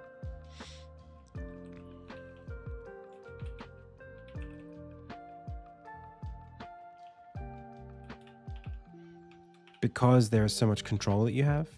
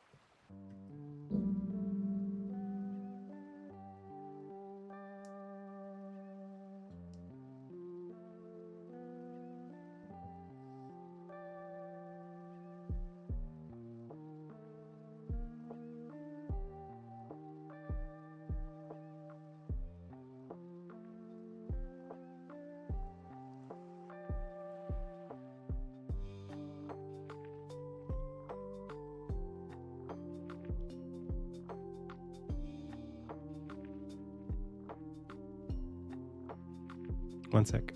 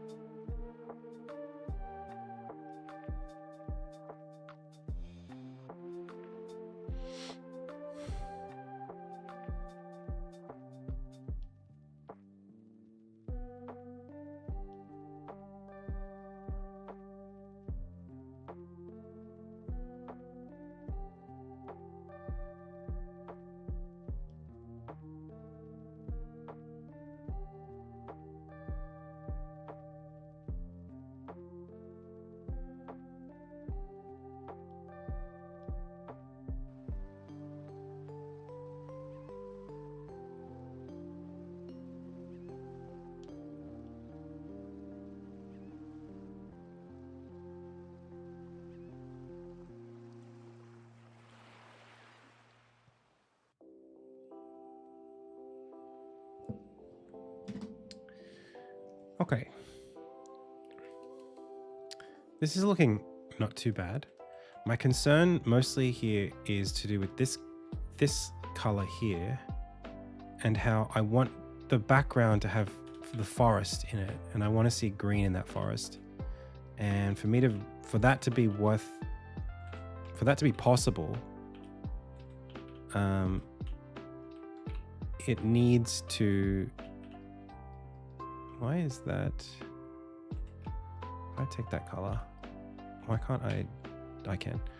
Yeah, this would need to be literally the color of the palisade. So maybe we just look at some palisades for a bit.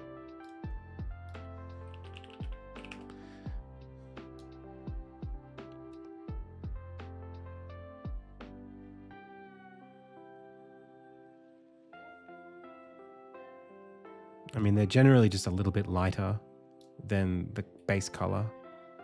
So, but I'm trying to think of it like, hey, Danya.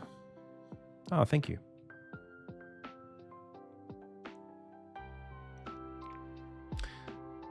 Like the further away you go, I wonder, like this is a much more blue in the shadow. And I wonder if you're looking at Palisades, like these ones aren't even any different in color at all. I guess the older they are, the more that would change. This is a good example. Again, pretty blue in the shadow, but white in the light.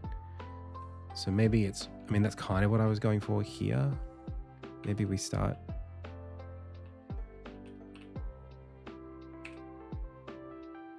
Just going dip, dip, dip, dip, dip, dip.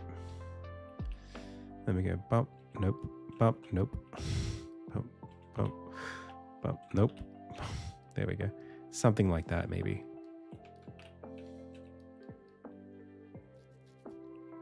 We chillin'. Oh, we chillin'.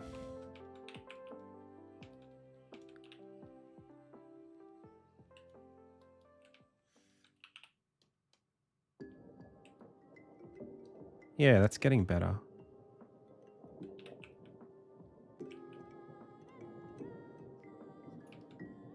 You know, and at a certain point, like you're not really going to be seeing these, you know, as they are.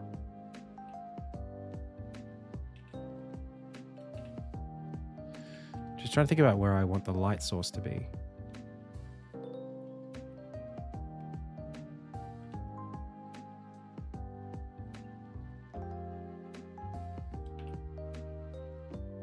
I also think it'd be really nice to have the buildings, each of them, to be different colored. Being chilling. Yeah. You know, like not to all feel like they were from the same palette, but to actually be a bit more random.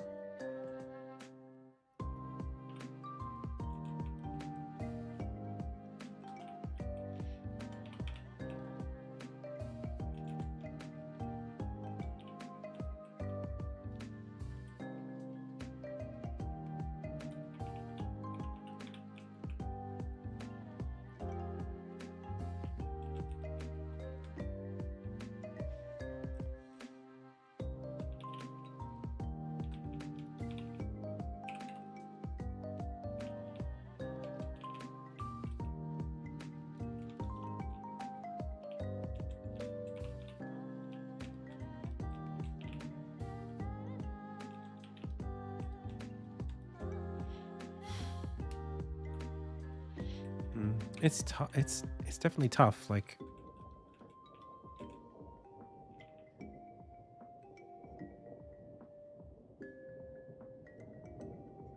I almost feel like I want to take all of this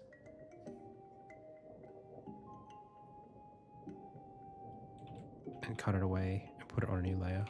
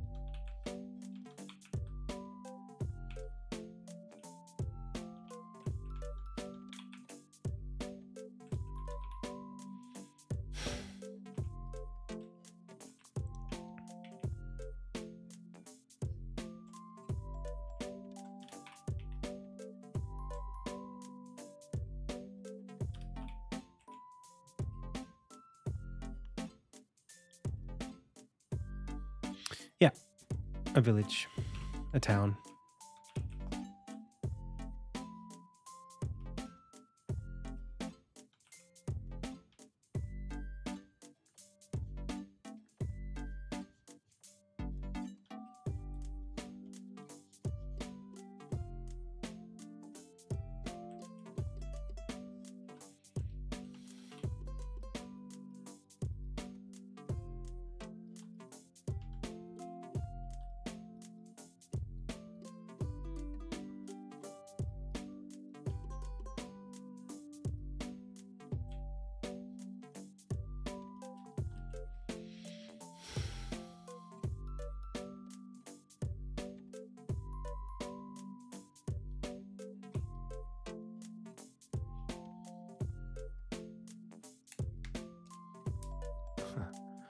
Fair enough.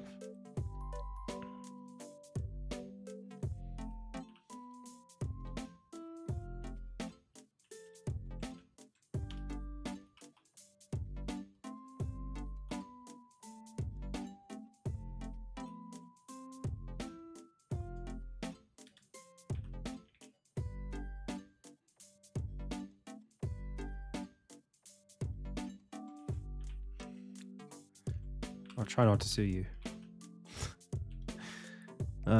Okay.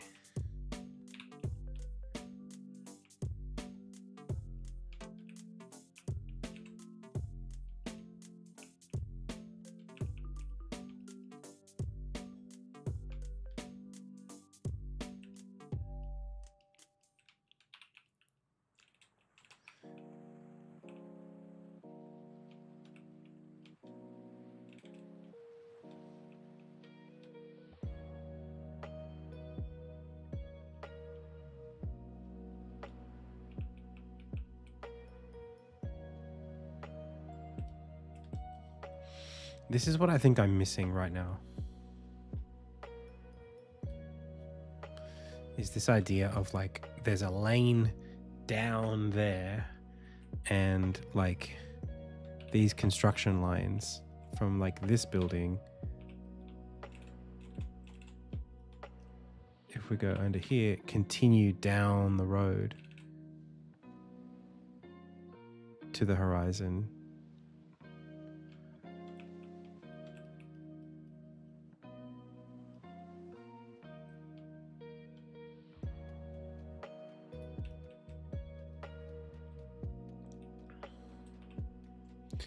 That's what I think we're not quite seeing yet. Is that progressive sort of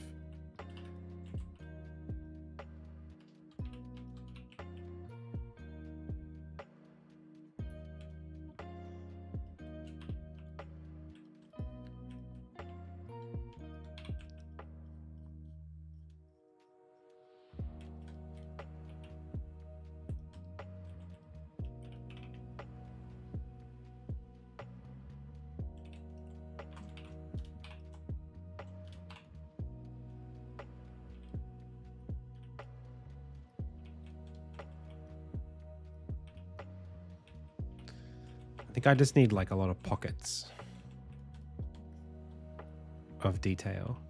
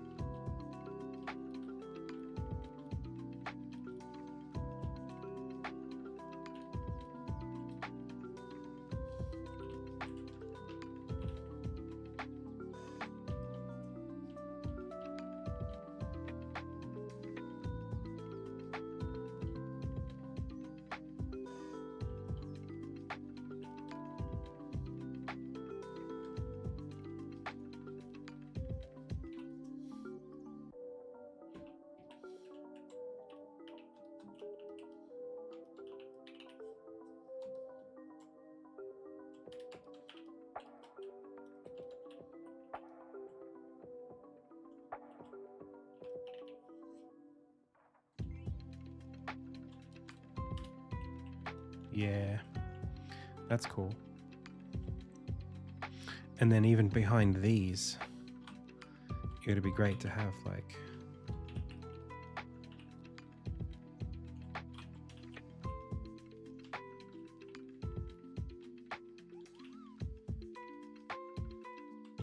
I suppose it would be what color? This color?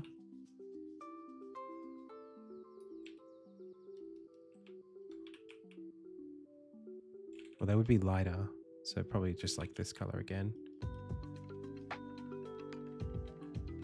You know, more buildings in the back, maybe further like that. I don't know.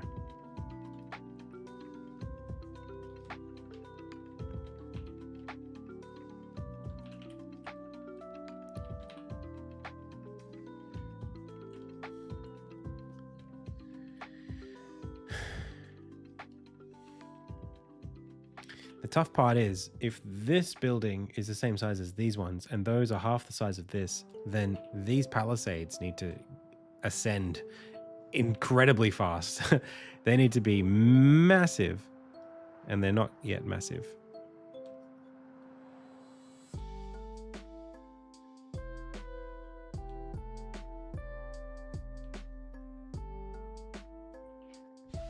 Suppose I could just cut them down. But then hang on. I like the angle of the roof relative to this one. So I think I do need to just take the palisades and shift them upwards.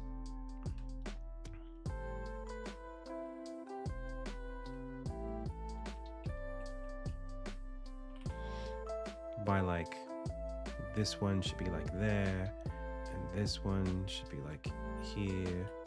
And I should keep going. Actually, maybe it's time to start going canvas size 540. And actually,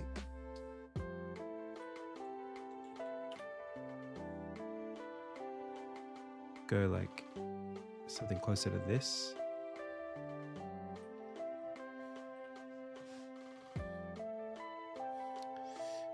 No, gray is okay.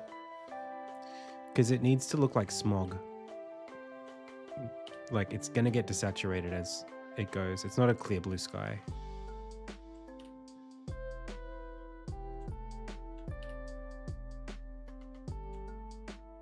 You're seeing the atmosphere.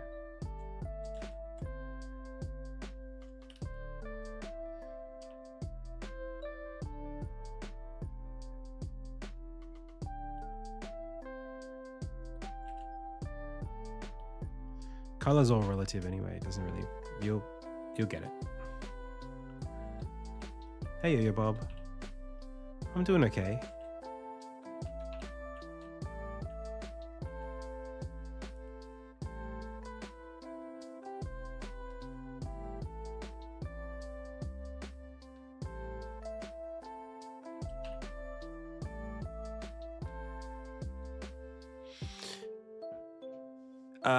I'm just sort of taking another stab at the buildings for chapter 2. It's not like a new town. It's just the same town, but a new palette for the town. A new palette town.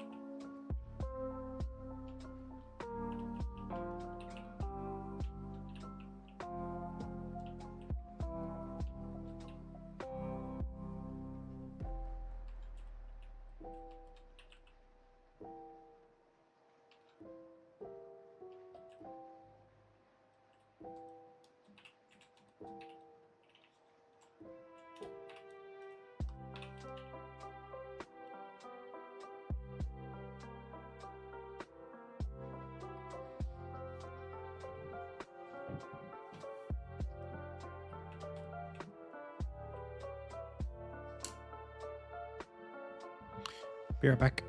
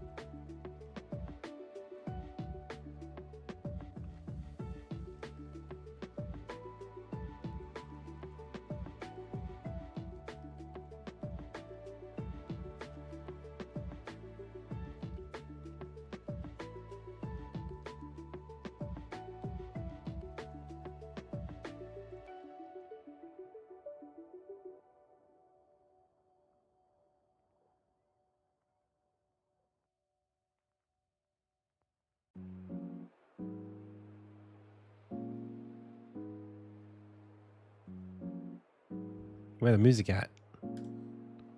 We got beats up in here? Right. It happens to me more often than it should be possible, where I'll sit down and there's nothing playing, and it's not because of any reason other than the music is just finishing, you know?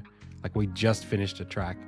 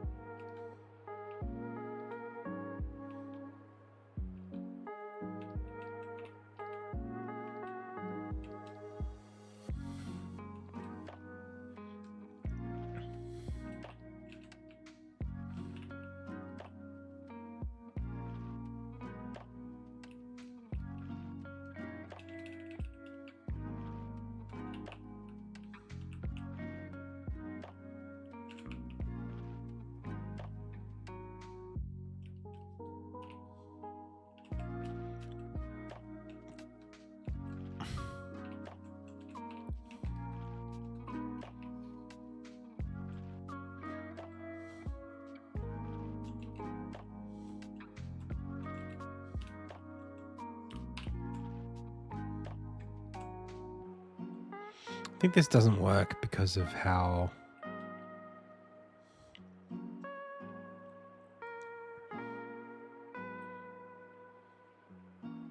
it makes you toxic.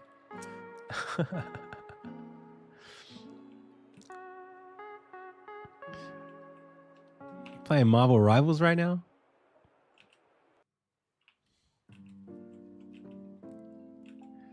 Dude, I legitimately had to give up on Overwatch.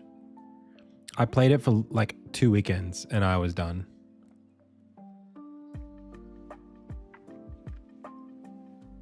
I love the game. I'm not good anymore. No, Overwatch is peaking right now. Marvel Rivals is dead. Overwatch is great. I'm just an old man. It's over for me. Overwatch got way more concurrent viewers and players than Marvel, as far as I understand.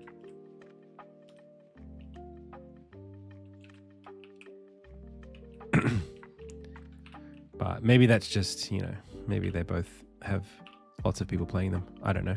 Point I'm trying to make is, it's not that I don't love Overwatch, it's that I'm not good at it anymore. I'm just bad.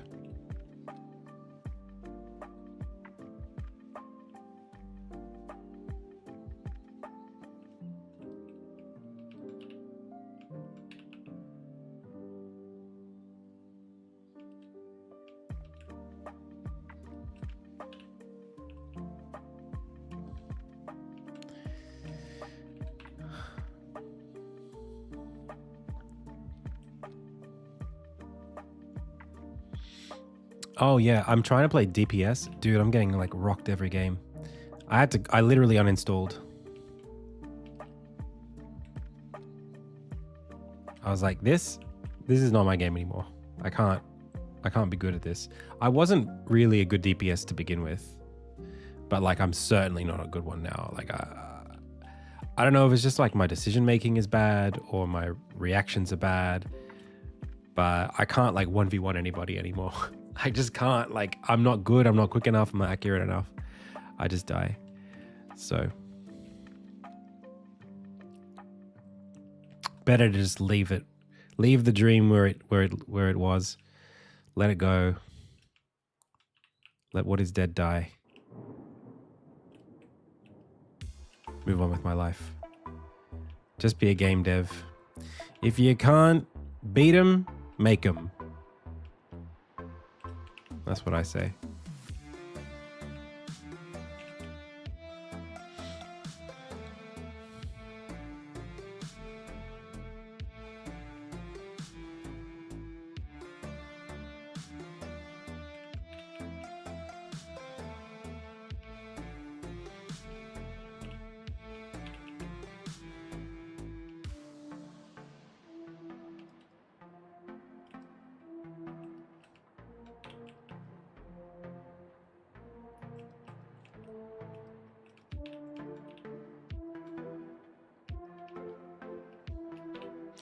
I used to be good though. Used to be good at games.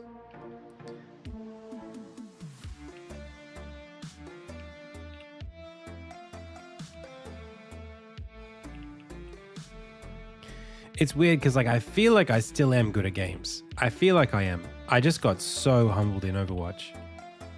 It's like, well, what could the reason be? Maybe it is just that I'm bad.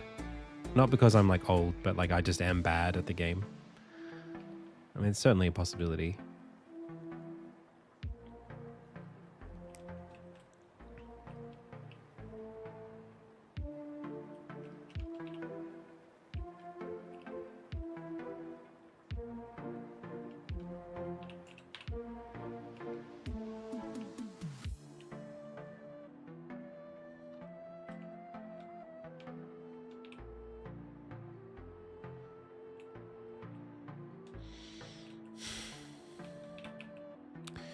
I mean, I definitely was bad then, but maybe people have gotten better.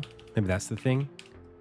Or because they did a rank reset, maybe I just got the short end of the stick with matchmaking 20 games in a row. Something. There's got to be a reason. I can't be this bad.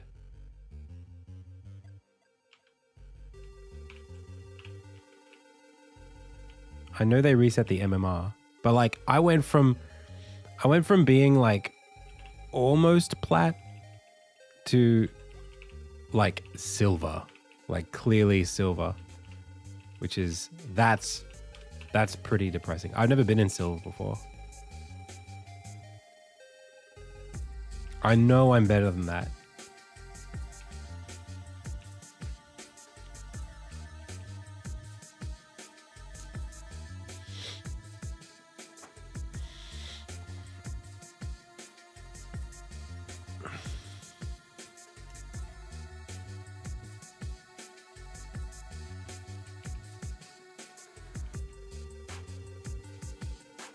And I can really feel how much better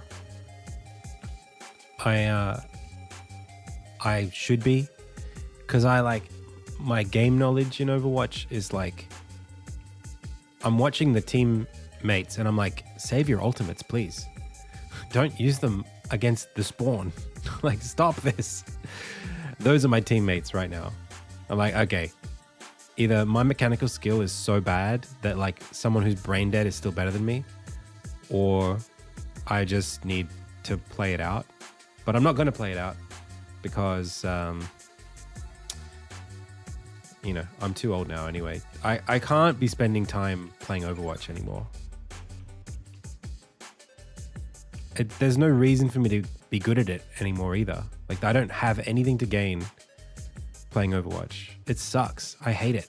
I wish I could play it and just enjoy it, but like I can't play it and enjoy it because I'm so obsessive.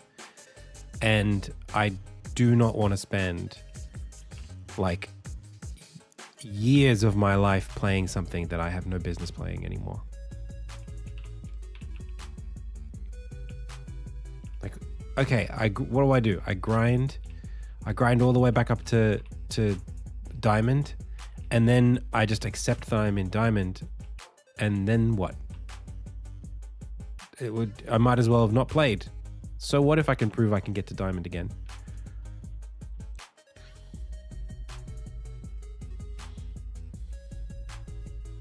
Like, it just doesn't mean anything for me to play Overwatch anymore. I think that's what I'm realizing. There's nothing to gain. There's nothing that I can have. There was a time when I was like, when it was 2016, and I was like, I can be in the Overwatch League one day if I'm really good. You know, like that was the marketing campaign of like what the Overwatch League was like, if you're good enough, you can make it. We'll scout you and we'll find you the best people in the game. And I think I almost got to Masters that way. I think I almost got to Masters way back when it started. But now it's like, there's not even an illusion of that. Like, I don't want to be good at this game. And I'm not going to be happy if I'm in Diamond. That's the other thing. If I'm in Diamond, I just have to deal with a bunch of Diamond players yelling at me. You know? One way or another, you're just going to have people yell at you. So, why play this game? At least with Age of Empires, it's like, well, you know, the opponent and you get to have a good game. And you get to decide if you had a good time and whether or not you enjoyed it or whatever.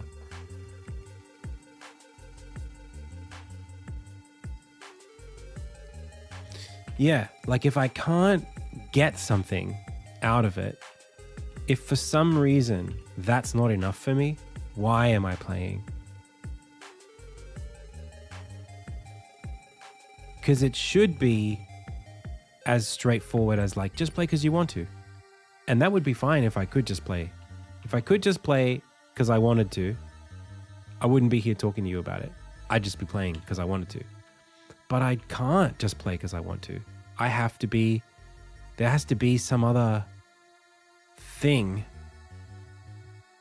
about it, and there isn't one. So I'm just wasting my time.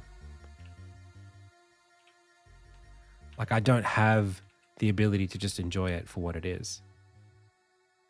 Because you should definitely be able to just enjoy it, win, lose, or draw. You know, you should just be able to say, you know what? I had a good game. I tried my best. We didn't win, but that's okay. I can't do it. I will always feel bad if we lose, and I'll always feel bad if we win. I get stressed either way.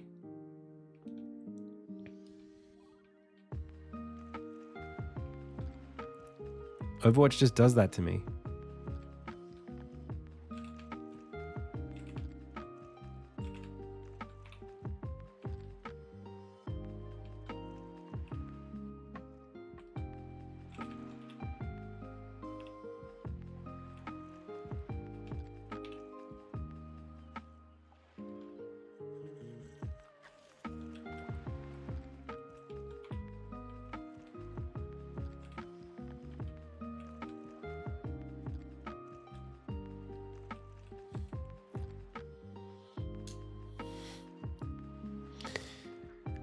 I was playing a little bit of Emre, actually, right before I quit.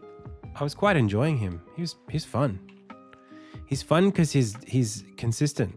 You know, the damage output's pretty good. His abilities, like he has decent cooldowns.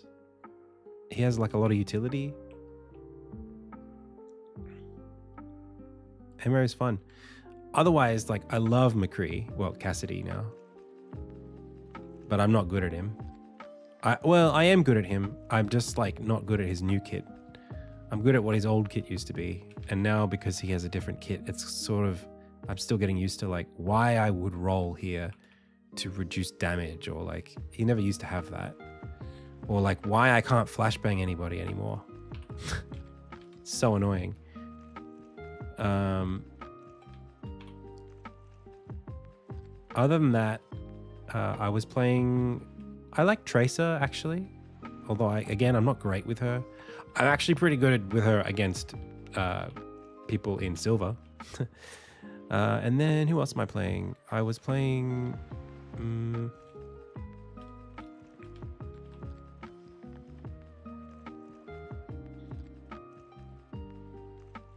Ashe. I like Ashe a lot. These are all DPS specifically. And a little bit of Hanzo too. As a healer, I always played either Zenyatta or Anna. Honestly, even Moira. I actually think I'm a very good Moira, but you know, there's a certain ceiling I think to Moira. And then as a tank, Reinhardt was my main back when the game started. I really liked Reinhardt, but he's sort of different now. You can't really play him the same way because everybody else has got, all the other heroes have such different, there's so many like other tanks that like you can't really play Reinhardt against like a poke tank. So I don't like playing I don't like playing tank, first of all, when there's only 5 people in the team. So I just don't play tank.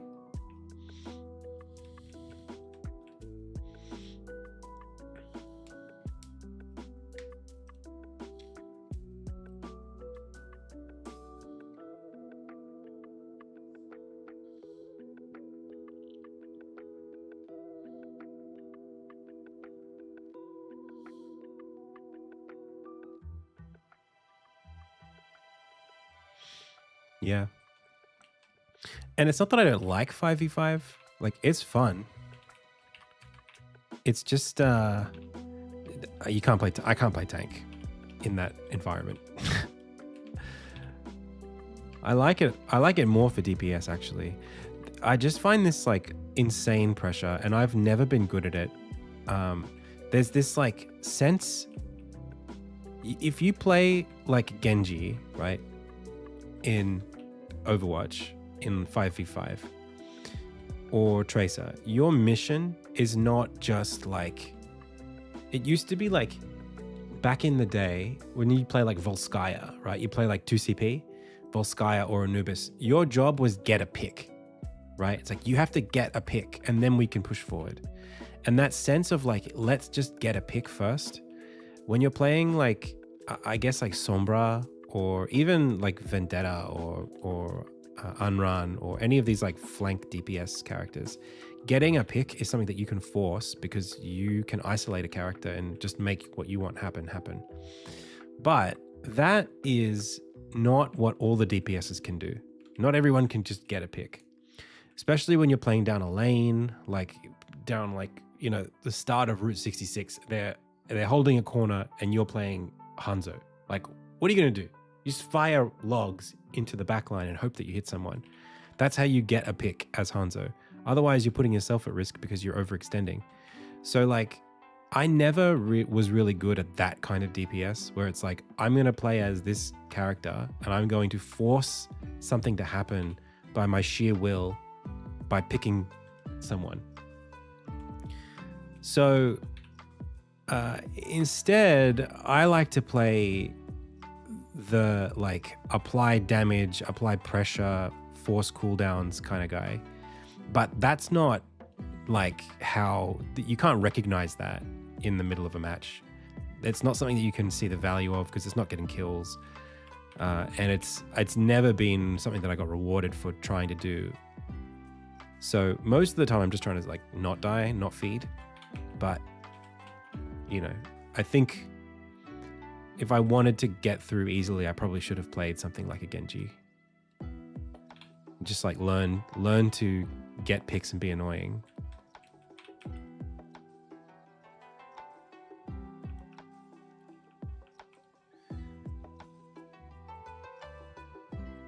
He's got such a straightforward game plan. Whereas like, yeah, Cassidy is, he's great, but he's not, you have to have so much support as Cassidy because there's no like real self-heal. You just have to sort of be there, getting value, being annoying. And then like when you have to get a hit, when you have to hit somebody, you have to be able to provide the goods. Again, pretty hard to do on demand, especially if you're under pressure or you've been playing a long session and it's just like the muscles, you know, if they're not cooperating, it can just be not worth trying to be so accurate. I find I would lock up quite a lot my arms. Maybe it's this desk. Could be that this desk is what was making me bad. It's the desk's fault.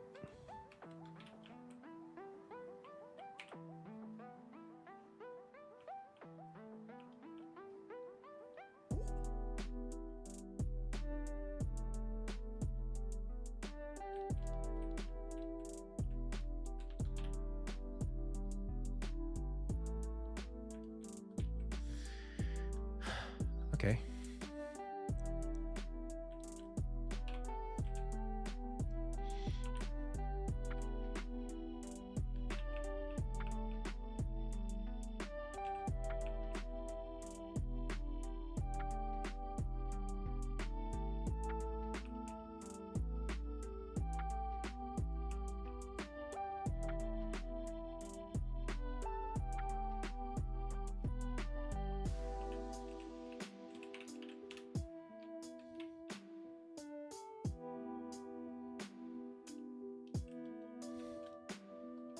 This is feeling a lot more like my original design, this one here, which I thought was good. This idea of like, it's dark here, even though it's bright up there because of how dense this place is. I think that's what I'm trying to go for.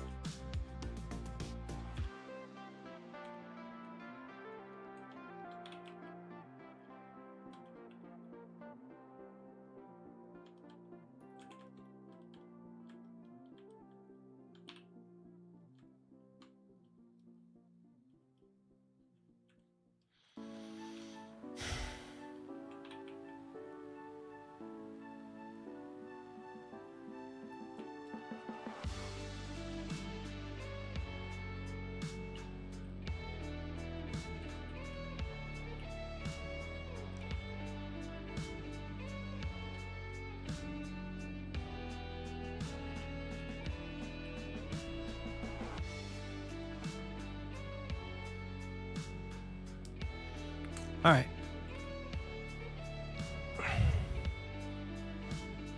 Well, you're probably going to be playing the game from like this zoom, which means we've actually got, that's a lot of headroom. Might even send some of these buildings higher up.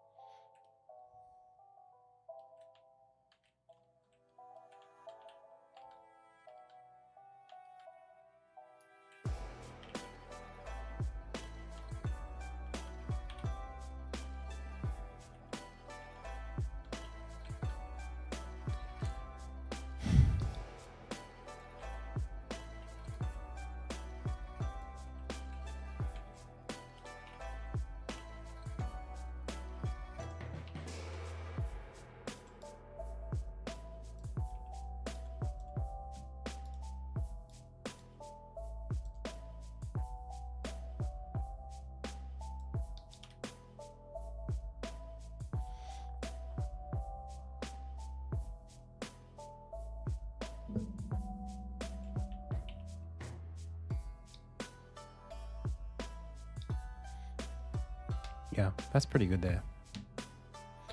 Maybe this could be a little bit more shallow. That's better.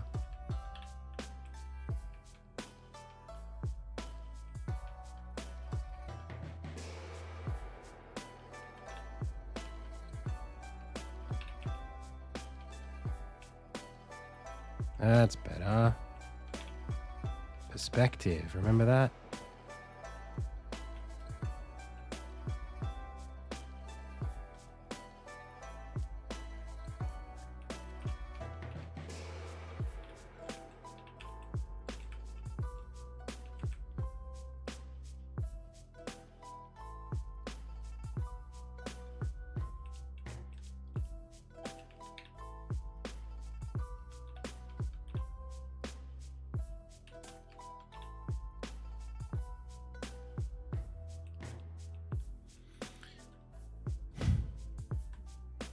Yeah, this is good. This is good stuff.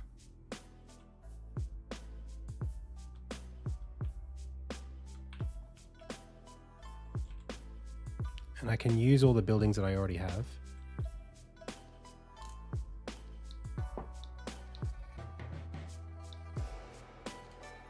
I think this is going to go nicely.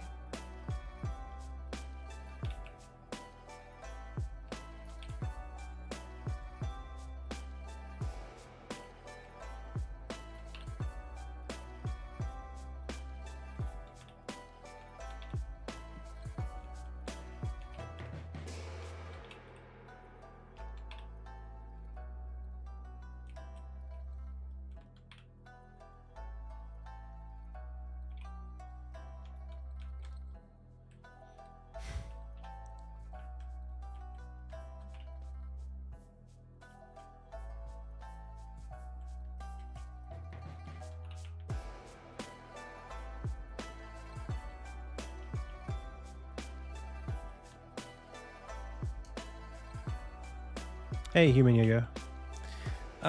Just doing a new concept for this town. Trying to get the color palette right, and I think I'm just about there. I think I just hit it. Thank you so much. Yeah, the idea, like the concept, has been very consistent for a long time, but the actual execution, I've gone through so many different versions of it. Let me show you guys kind of like where this has gone. So like,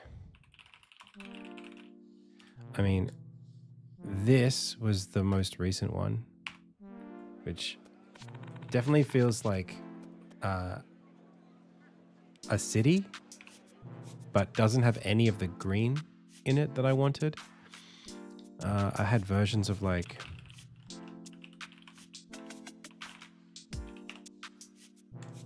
this one in the past, which is really nice, but again, it maybe didn't quite feel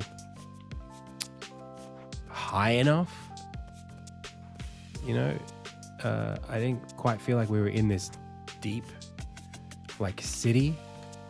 Whereas this has the atmosphere and depth, and like it really feels like we can look down the city, and we're like encased by these huge walls. It kind of feels like a bit larger than life, which, like, I've never really been able to capture that in this game. The vision is there, I just haven't really had the tools to be able to do it. And part of it was just about, you know, concept strength, you know, just being able to like feel a bit more free to I guess draw something rather than start as like a pixel art thing and try to like pixel art it, if that makes sense. And also just like to let the palette go.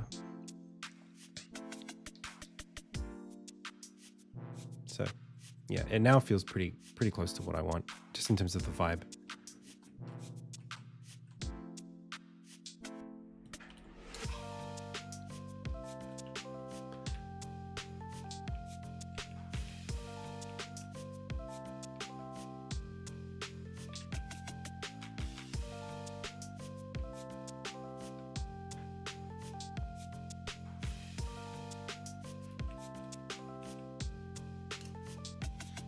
Yeah. Oh, yeah. There'll be tons of parallax.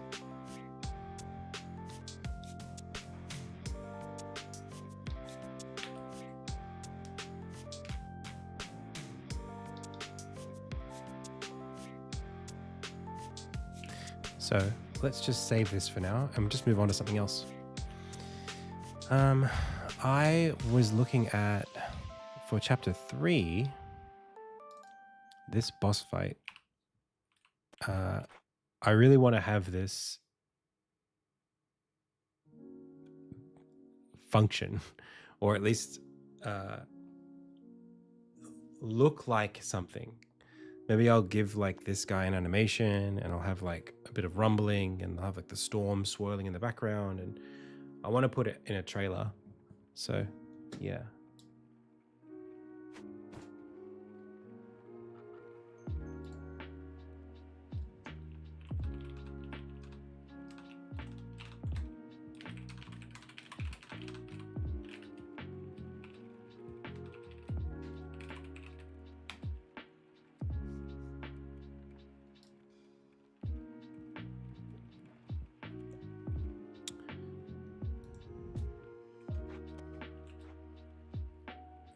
Is art my most proficient skill?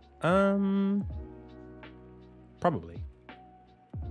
Art, animation. One of the two. Also, I'd love to do another riff on the abandoned city, because I don't really have anything for it. I've just got this one scene here.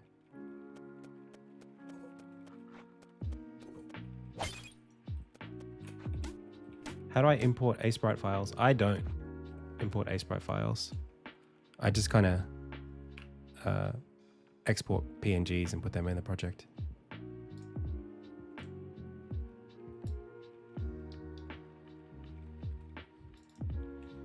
And then the train. Oh, hello.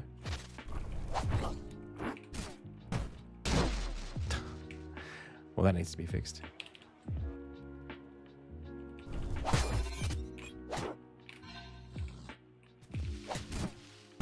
Oof.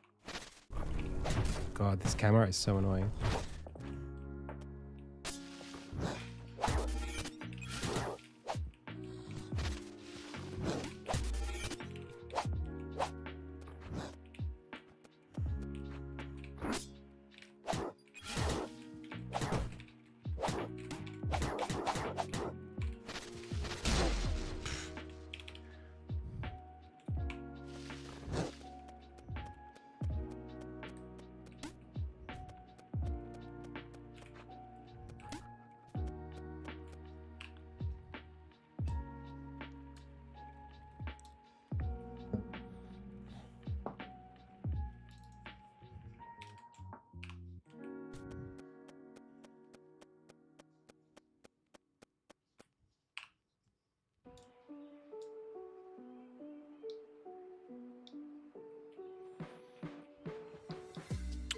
All right.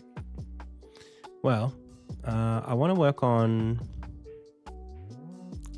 something kind of. I probably should be working on the boss fight for chapter 2 right now, if I'm being honest.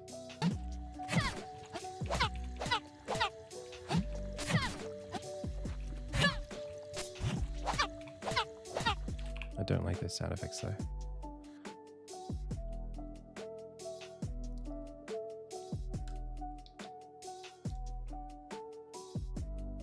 Go away.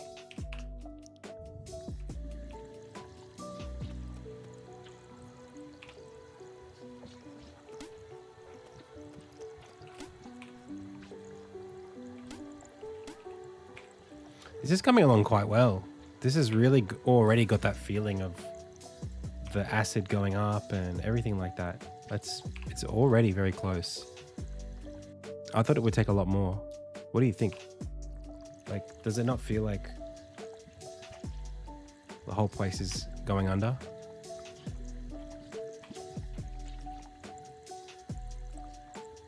It feels really good.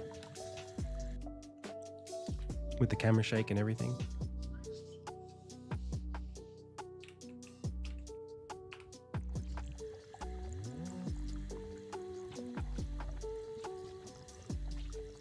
Do you think maybe the frequency of the wobbles should be higher? Oh yeah. There's music that's going to be playing, of course. Like in the acid itself, do you think that the... Where are you? Boss fight platform container. That's going to be an object. And then acid wrapper there. And then acid logic there. And then wavelength, I've got 60. If I make it 40, what does that shake out to?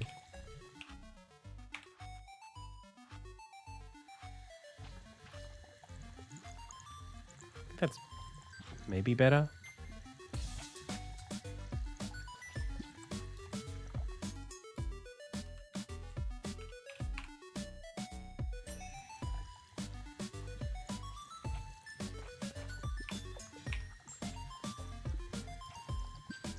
Maybe it should be like more like I can make it like bounce or something like that.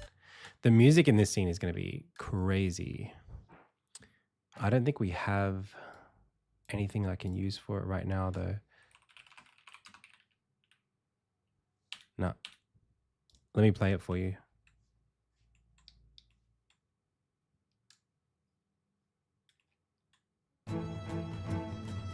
Not that one. This one?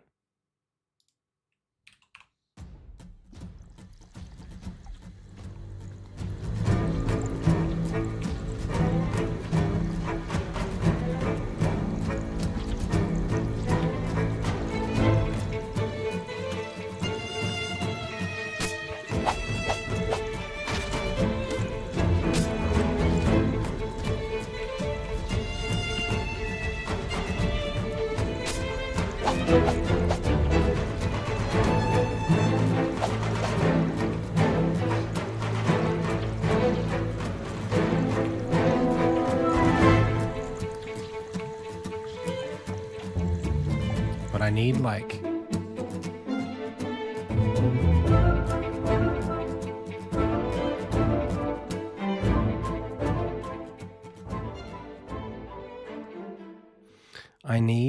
I'm gonna need like big pieces of like architecture and stuff. Not architecture, but like I need like more in the scene. Like right now, all we have is this, which doesn't look like much. Maybe if I take away, let's start thinking critically about what we've got here. So this layer here probably doesn't need to be there at all. So we see that, and then now we've got the green. And that's cool. But I need like elements of the root system of the tree to be like, maybe like wrapping around or something like that. It just needs to be like a lot of structure to make it feel like we have, like we're going somewhere. Right now it doesn't go up very far.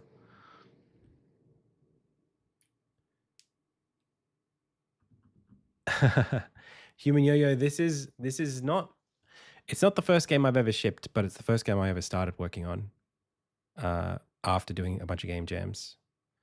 I've been working on it for like 9 years, so don't worry. It's not like I mean, I did just start, but yeah. I made a game on Android called Arrowbound in 2020, but I started this project in 2017. So it's, yeah, it do be like that.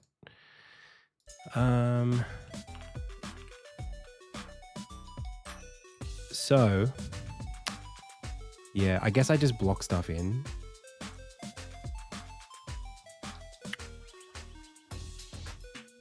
You know, I could just do like...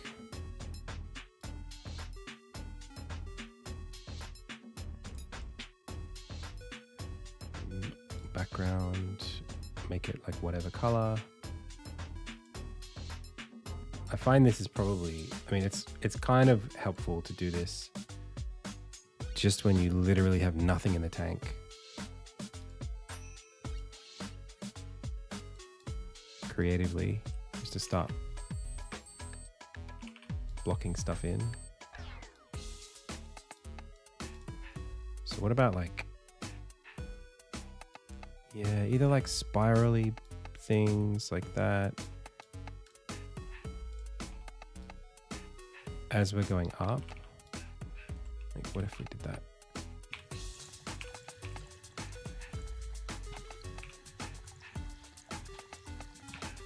Where are they at? Okay, they're not here. Okay. Do they need to parallax then? Ah, that's right. They do need to parallax. This needs to go on the dungeon. This needs to go on the platform container. Is that what these are? No. The background layer. Okay. And these have moving level parallax on them.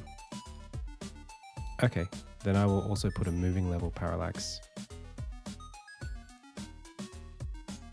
on this thing.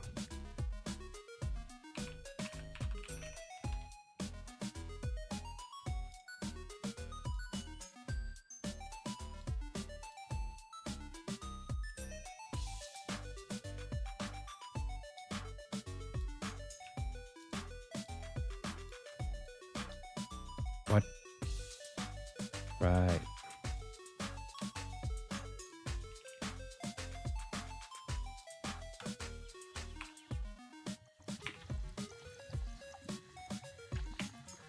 Yeah, just the sense that we're like going up. I would love to participate in Ludum Dare this April. Yes. Does it? I need to figure out when I can do it. Let's have a look. We can't miss Ludum Dare.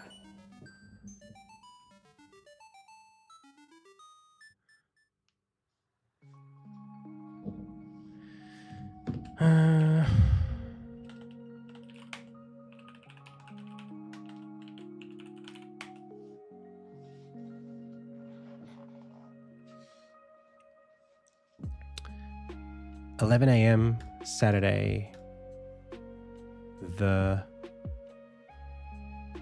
wish I knew the date. There. The 17th. Okay. Ludum Dare. Saturday. The 17th. That's Friday the 17th, actually. Really? April 17th is Friday and it starts at 11 a.m. But then why does it say Saturday? Oh, no, it's 18th for me. Saturday the 18th at 11 a.m.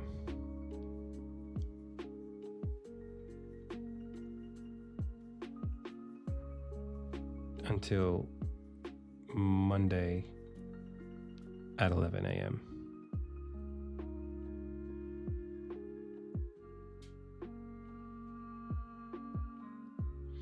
So, what am I doing at that time?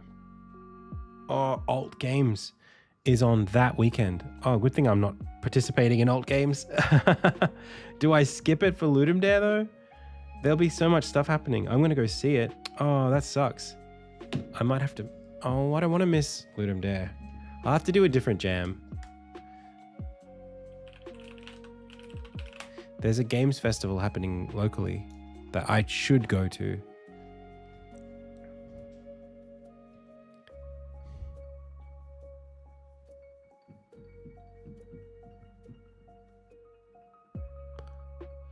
Oh, that sucks. Sucks.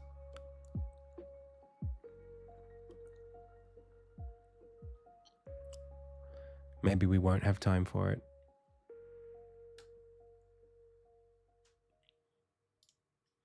All right, I'll be back in a bit, taking a break.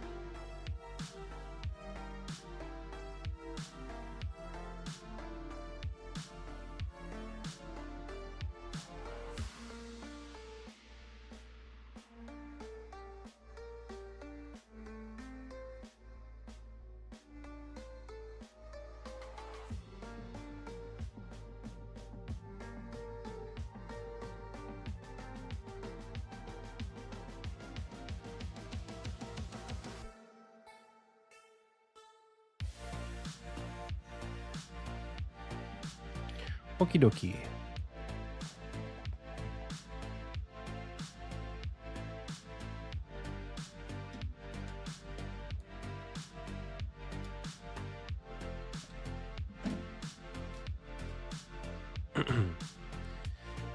Okay. I think I need to make this a little bit simpler for myself. Maybe it's like something where I would do like a thumbnail or something like that. I think I'm just getting overwhelmed by the whole thing. It doesn't I don't have to be overwhelmed by it, but I think I am overwhelmed by it at the moment. If I just look at the screen and go, now add assets, you know, it's too hard because it's too big. So, ugh.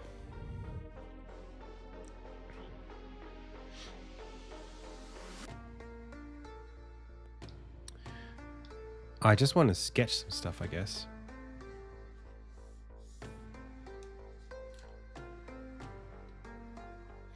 And funnily enough, we are in the document I would be sketching it in, which is this one.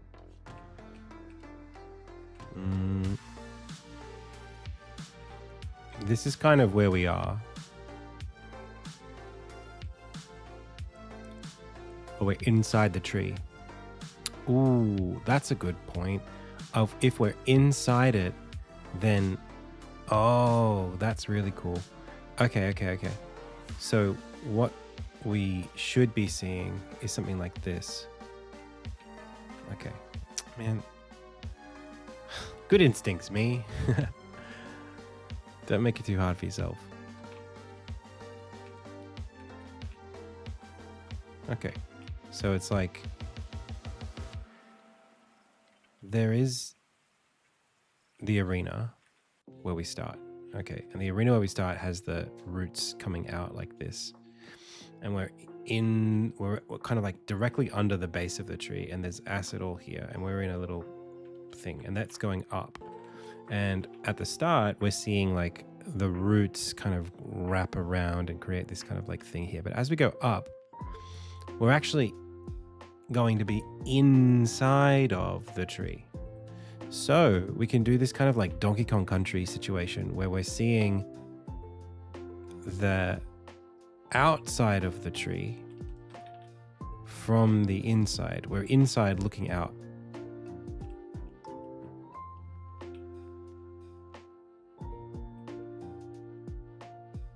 If that makes sense. So you'll be looking out there and seeing the horizon and the green of the chasm beneath the city.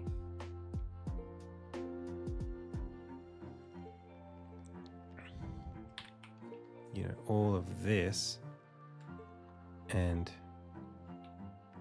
this and this and this.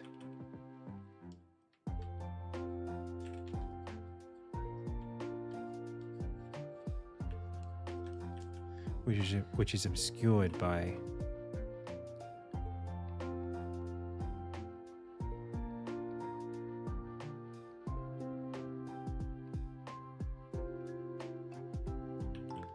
all of this.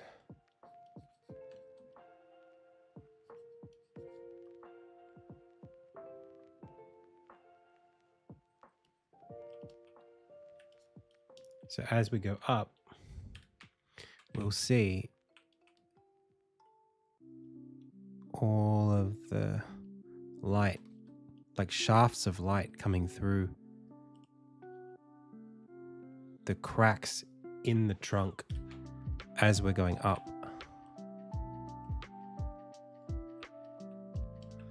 Oh no, that's really cool.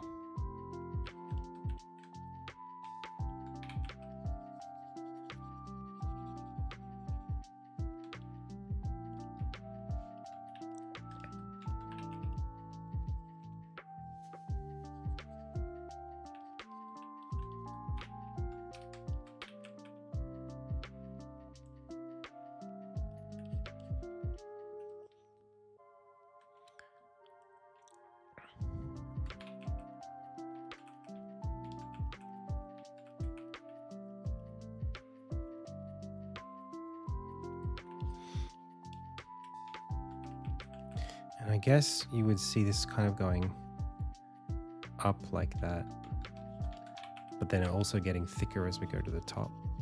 I don't really know if that's truly how, I mean, it's not really how trees work, because like there would be other roots. I guess we could have like a main root like that, like sort of like this sort of situation.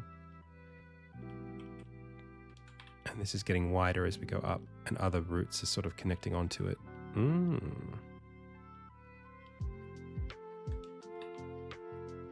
then the tree is kind of like starts right there.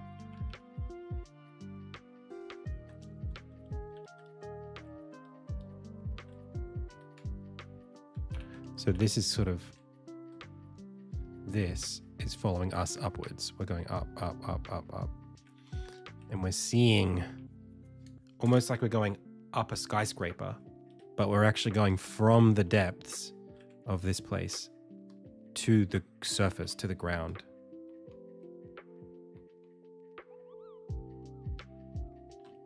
This is all acid here. Tick, tick, tick, tick, tick.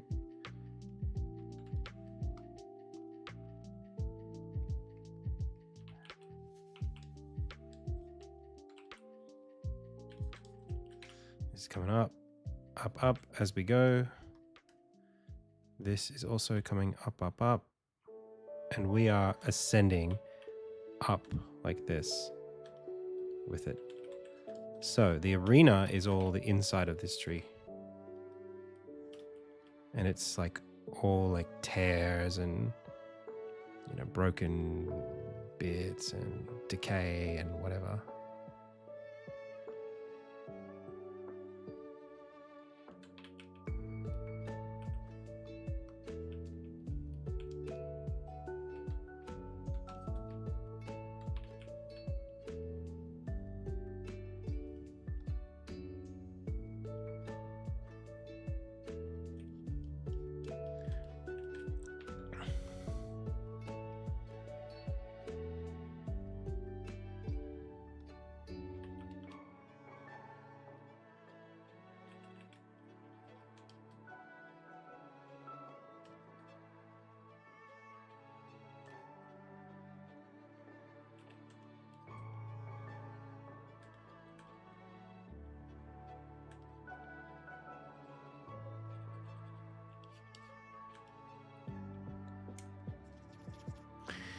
For me, concept art is actually so critical that when I don't do it, I basically get punished every time.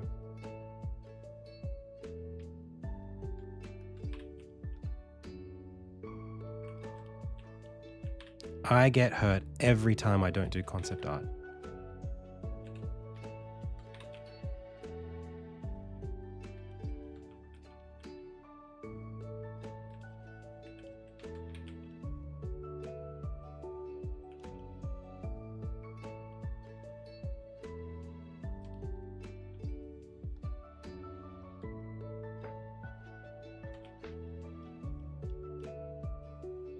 Because every time I don't do it, I'm going in blind. Every single time. Like, how can I make content if I don't know what I'm making? It's just as simple as that. Like, I just can't do it if I don't have a vision. I can't even decide what scripts I need to write.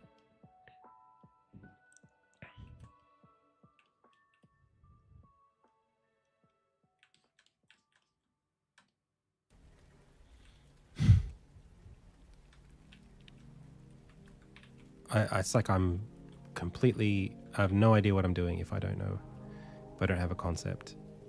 And a concept usually just involves like, it's like, you know, I think about things in terms of like octaves, like terrain generation, levels of detail.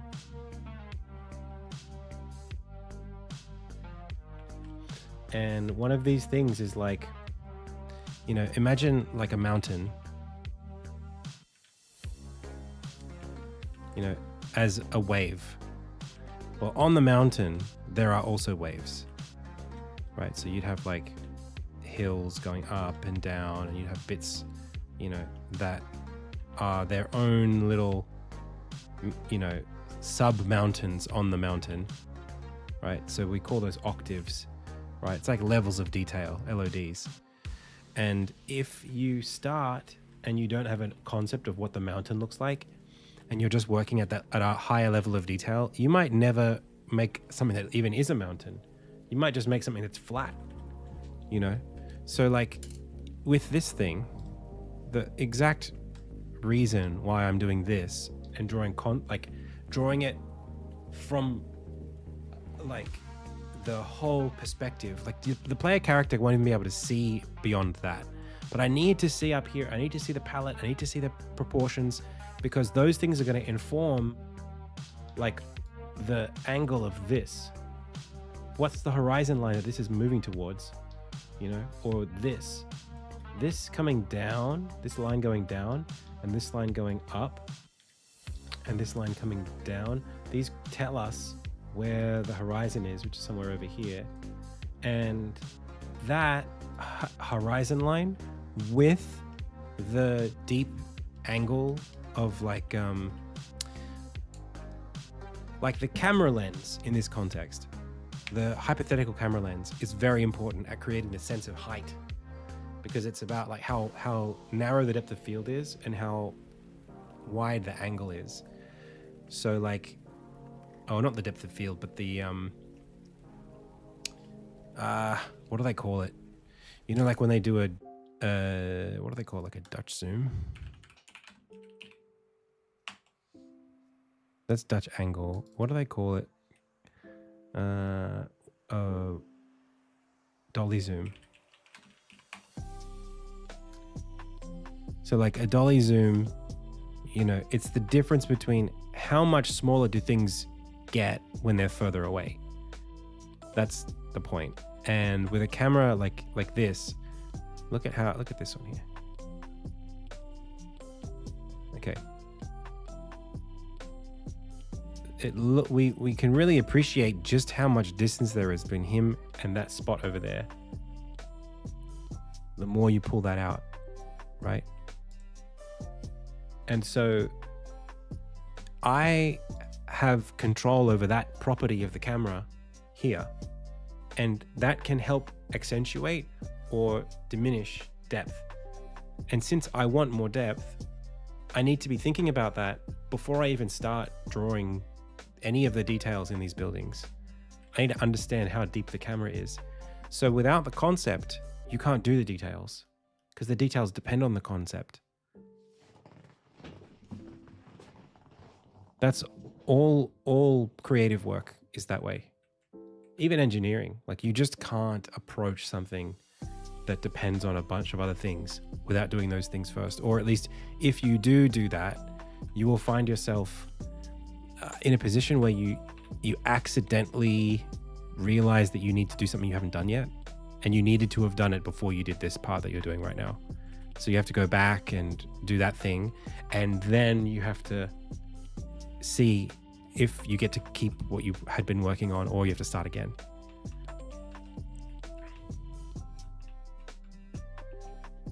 And that happened to me with this game, like consistently, all the time. I work on something and I go, oh, hang on, this needs to be more like that. And then I go, oh, well, I should have done that first if I knew that I needed that, but I didn't know I needed that. So now I have to do it anyway. And I have to let this go, this thing I'm working on. Perfect example. And concept art wouldn't have saved me here, but I spent like a month and a half on this level. And I got these mechanics with these moving columns, it's like 3 abilities that you learn in one room, but the room keeps changing. And there was all this logic, all these like triggers and colliders and things that move around as you're going through the progress of the level. By the end, I threw it out. I don't use this in the game at all, because it made more sense from the pacing perspective to teach the player one ability at a time and force them to use that ability as they're going through the levels. It's just better breathing room, better pacing. I can set up anticipation. There's all this other stuff that comes from what happens if you don't have them all in the one room. But I wouldn't have known that. I mean, if I somehow knew, I would have avoided all this wasted time. For me, and for I think a lot of people, the problem is that you don't know what you need until you need it. Until you're missing it. You know? You go, oh, I needed now I have to, that's annoying. You know, that happens.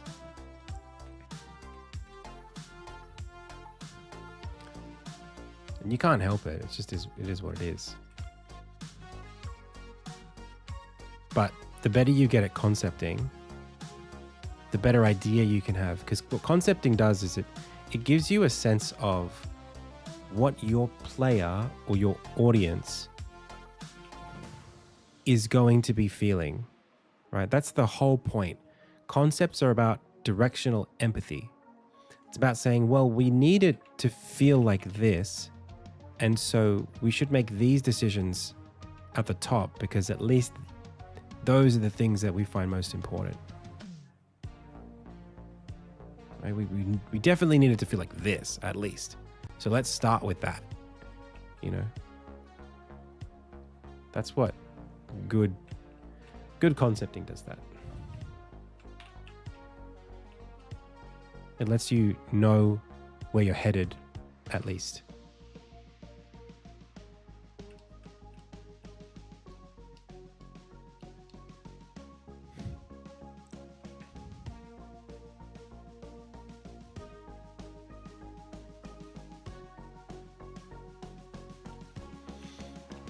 And you probably have an idea about where you're headed.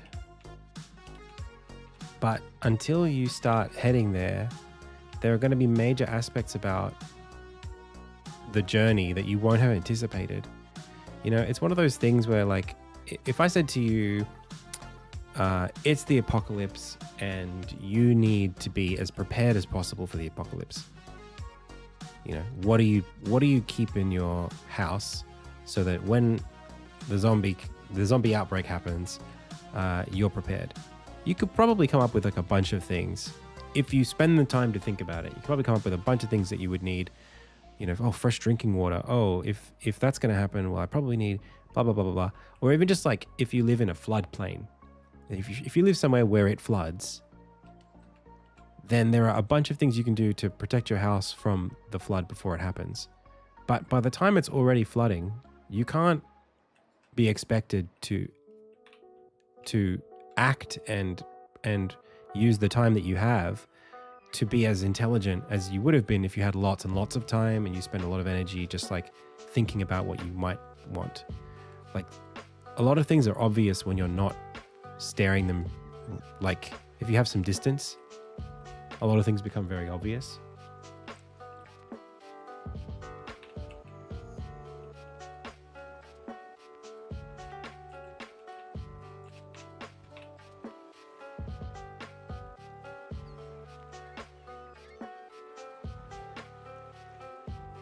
Like, for example, this brown that I'm using, I'm not even thinking about the brown. Why should it be brown? What if it was more like green? Like, does the brown, is it lit up by a lamp? Like, is it a studio sort of light that I want to be lighting up the inside of this trunk? Or is it the atmosphere? If it's the atmosphere, it's probably more green. So maybe I shouldn't be going for brown at all. And I should just go for green. You know, it's like, well, obviously, if I think about it, I'll probably have a different perspective. But I wasn't thinking about it. So that's what concepting is. It's forcing yourself to think about it before you get there.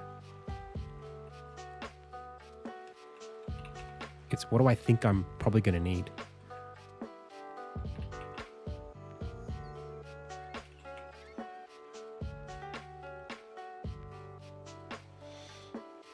And there are limits to it as well. You know, if a concept is like a prototype, but one that you can't even play yet, right? It's like the lowest form of prototyping because it's nothing. It's just a picture.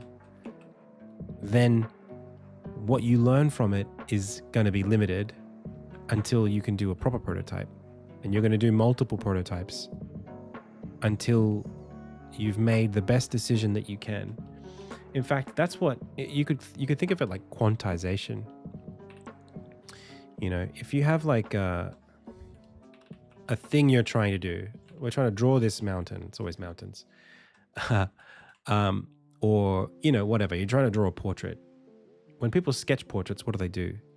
Well, first they draw the construction lines. They go, okay, well, there's a head here, and there's probably a 3/4 angle here, 3/4 angle, you know, and there's some eyes, and we're trying to like do an exercise here that helps us draw the whole thing without us putting the energy into drawing the whole thing, right? It's like a level of detail. It's one exercise that will save us some time. And then you would do the same thing again. You draw it again, but now you draw it at another level of detail. And you hope, the hope is that when you combine all the levels of detail that you put in, it would have taken you less time to draw the whole head with all the time spent on those exercises, the drafting, than if you had just tried to draw it pixel by pixel from scratch. That's the hope of a prototype, that you can learn something that will save you time further down the production chain.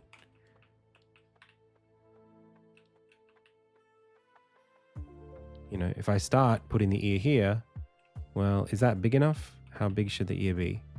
If I just started drawing an ear first and I hadn't considered the ear when drawing the nose and the mouth, well, maybe I wouldn't end up with something that was structurally sound, you know?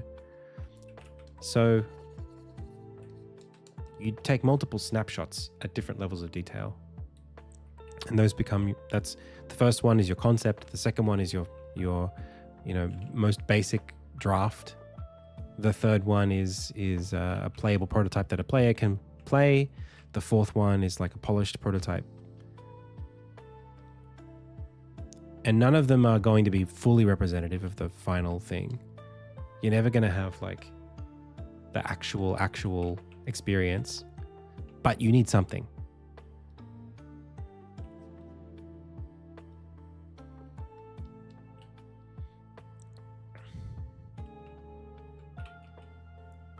As long as it helps you make decisions.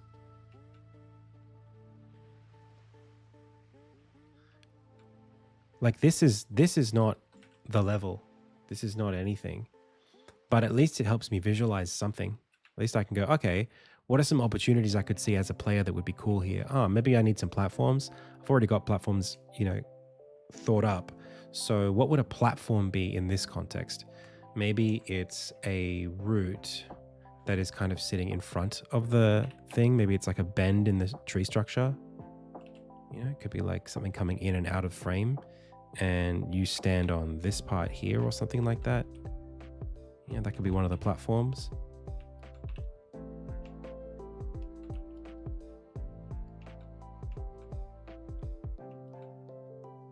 Maybe it's coming into the foreground, you know? So when we're moving up, it's parallaxing in and out of view. You know, okay, maybe it needs to be more square. Well, maybe it's a part of something that's been caught up in the root system. Maybe it's like, maybe there was like,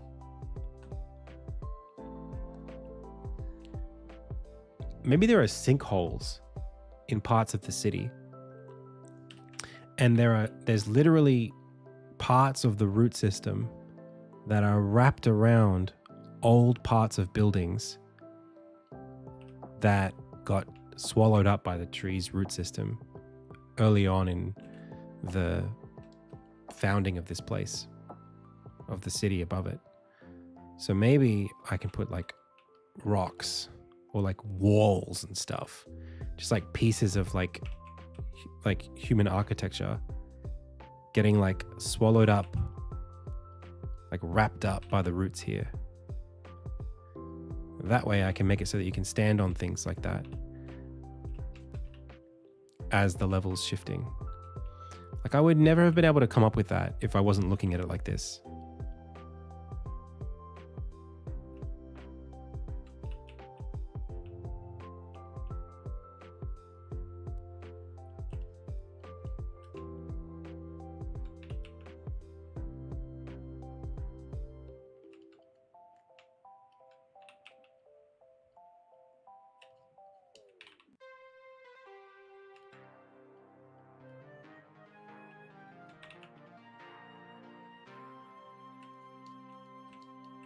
So these things could just like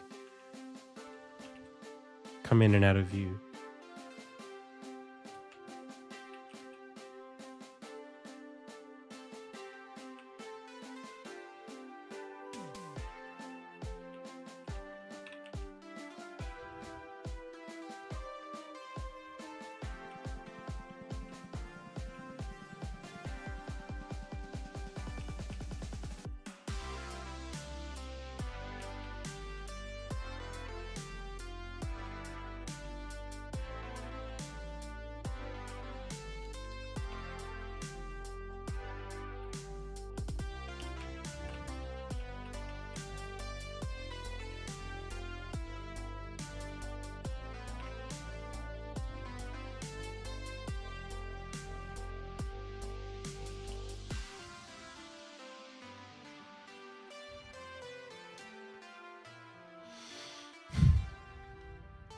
And maybe this back here would have to be wide enough for these to be just like hung up inside of the roots of the tree.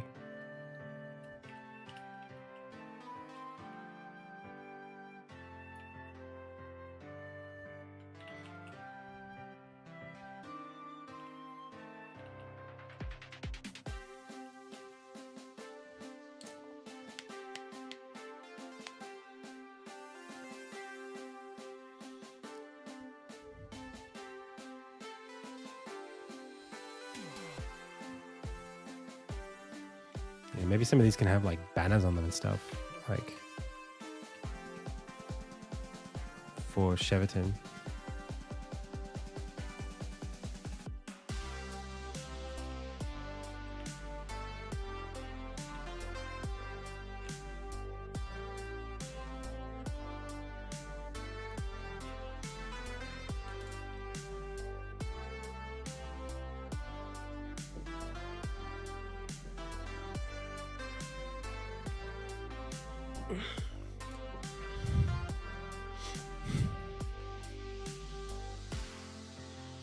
It's a cool drawing.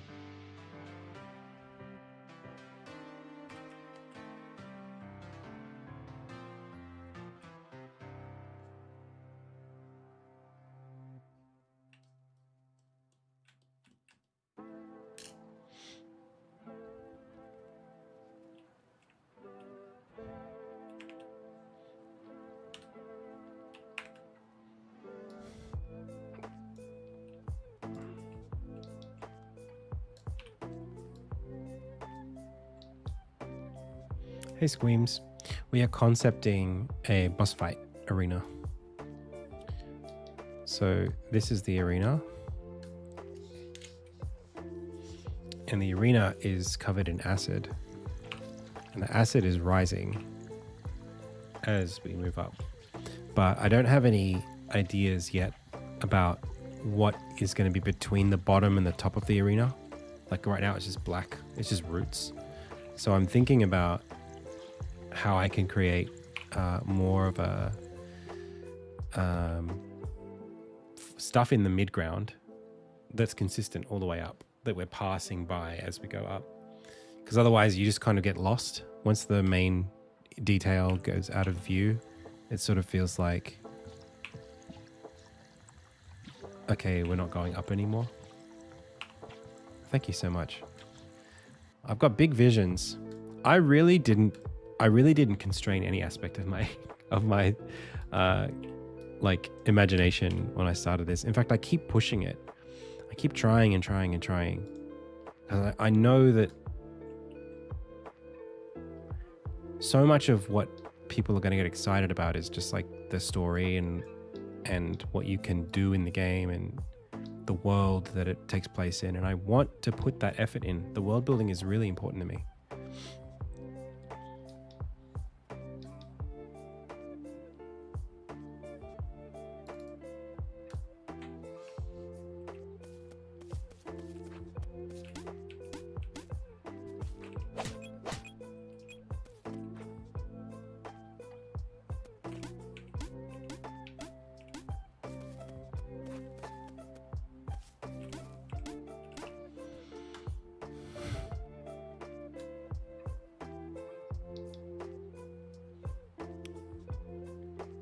Has game development led you to become more sympathetic when encountering bugs in other games?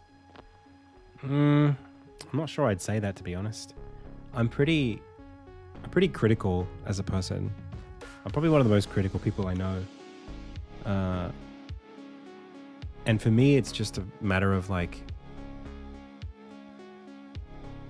maybe because I enjoy puzzles, you know, it's almost like when something doesn't work the way I expect it to, I immediately am interested in why it doesn't work the way I expect it to do, what I think would have contributed to the way it was built, what I would change about it. There's all of these things that are ultimately, I think, driven by curiosity, but it's like equal parts curiosity and like frustration.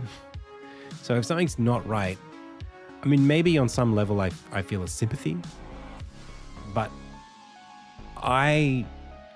it's my like purpose in life to like make things better than I started, better than they were when I, you know what they say, like leave things in a better place than when you found them, kind of thing. So like thinking about how things could be better is just, I'm just obsessed with that. And maybe that's a perfectionist sort of attitude, but yeah, that's who I am.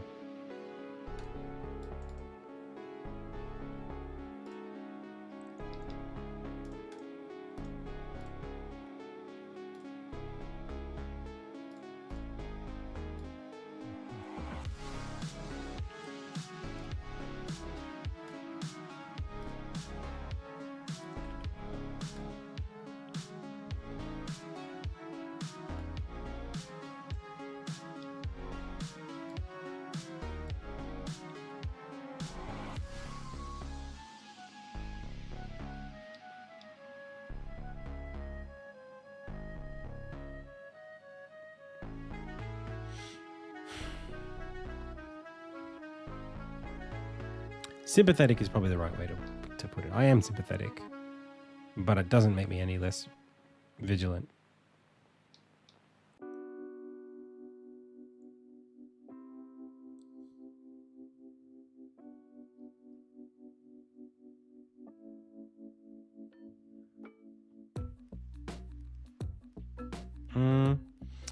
It does have content that you might miss, but you would be pretty willfully missing it, I think.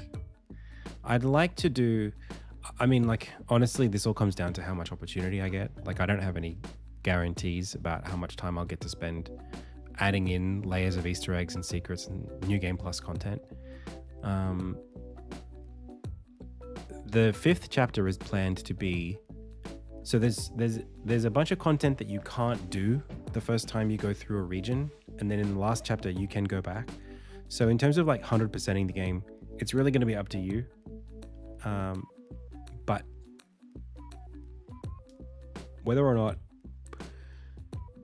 I don't know. I think, yeah, it would be having like parts of the game that you just don't like this room here, for example. You could miss it, but like you'd have to specifically not enter this door. It's a dead end. It doesn't go anywhere. And there's a chest. If you aren't very curious, you might miss this chest. But it's not like a whole section of the game.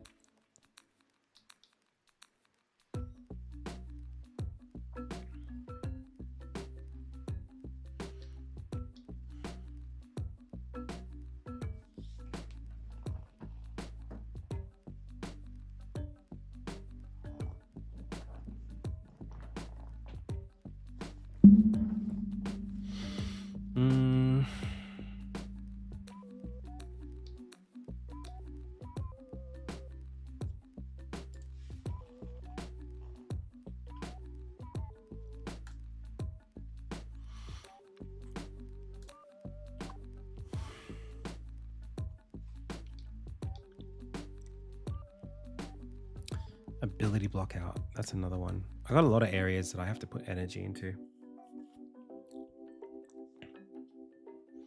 Even like enemy prototyping, like chapter 3 enemies.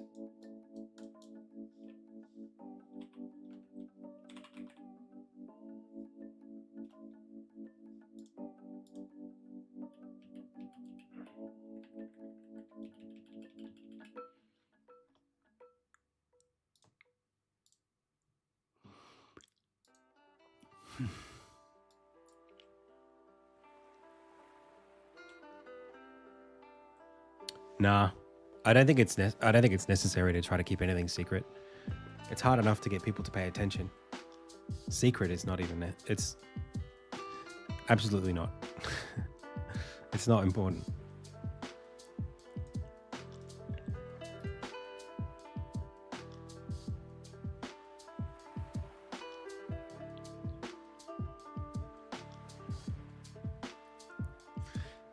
Yeah, the thing is, no one's paying that much attention that they're going to get spoiled.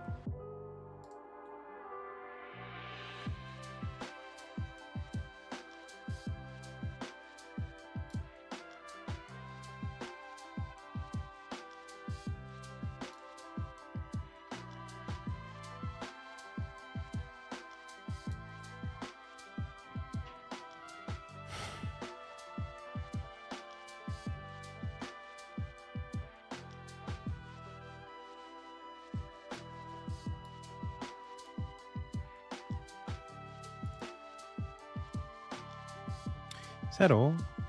Love the dandelions and the vines. In chapter 1 as well.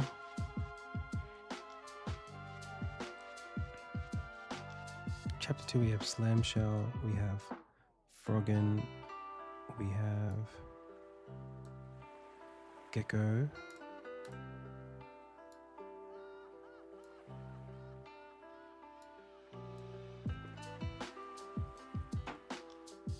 We have Mole and potentially Hoggen Knight.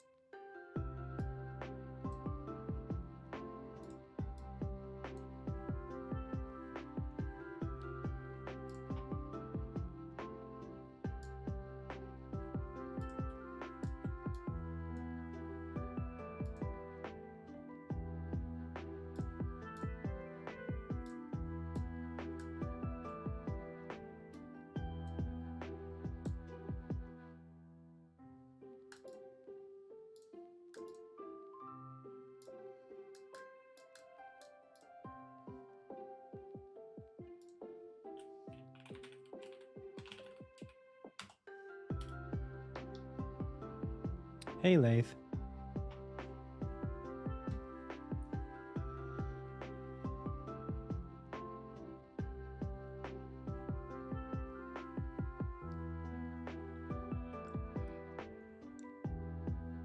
Ugh.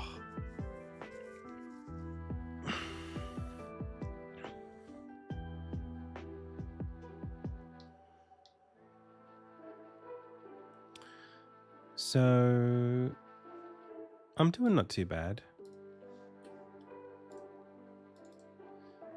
This chapter 1 enemies list is 1, 2, 3, 4, 5, 6. Well, 1, 2, 3.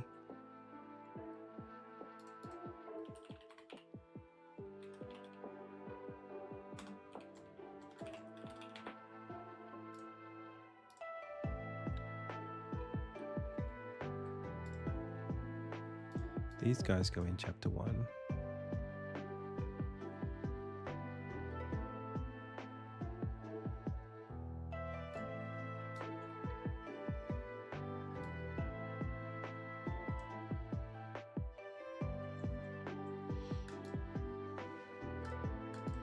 And then these are in chapter 1 too, actually.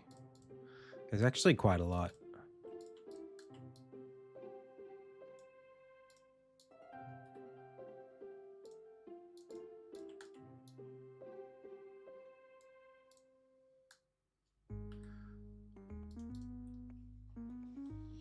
So if I was to tally these out, we've got 1,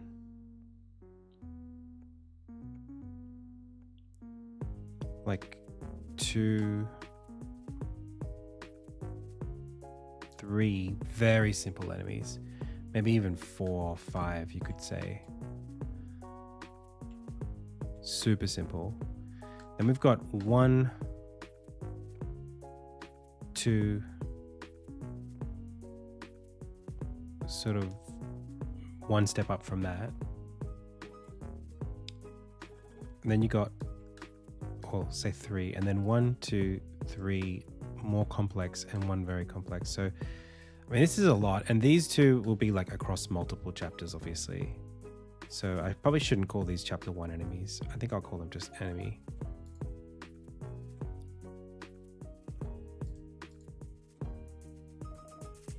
I'm just trying to think about the budget now for like chapter 1 versus chapter 2 enemies. So like 1, it's like completely separate enemies. 1, 2, 3. What is floating ensign book? That's not an enemy. 1, 2, 3, 4, 5, 6, 7. Kind of like almost 8. Also, Hunden, I mean, he technically is in this, but yeah. Okay, and in chapter 2, we got 1, 2, 3, 4, 5, 6, 7, 8 already. And these are all very different. Assuming I do the Hoggen Knight, which I probably won't. Bomberry, we'll see if I do that. Badger, I don't even know if we'll do that. I think we need another Froggen, though, as well. Maybe it's time to do some Froggen animation. I haven't done any for him outside of the roughs. So the Froggen look like this.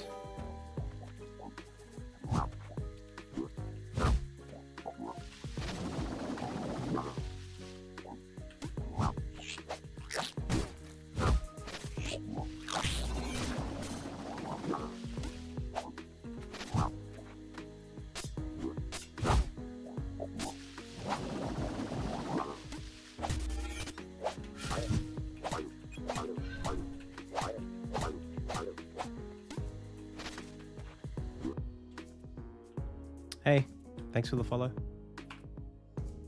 You're not gonna say my name? My name.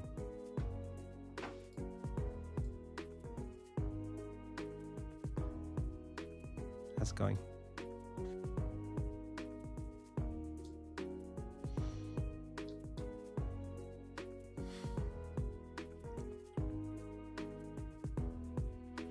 So, yeah, I mean, we could work out what a ranged version of these guys is going to be. I was thinking, actually, I've got this cool enemy catalog thing that I'd like to pull from.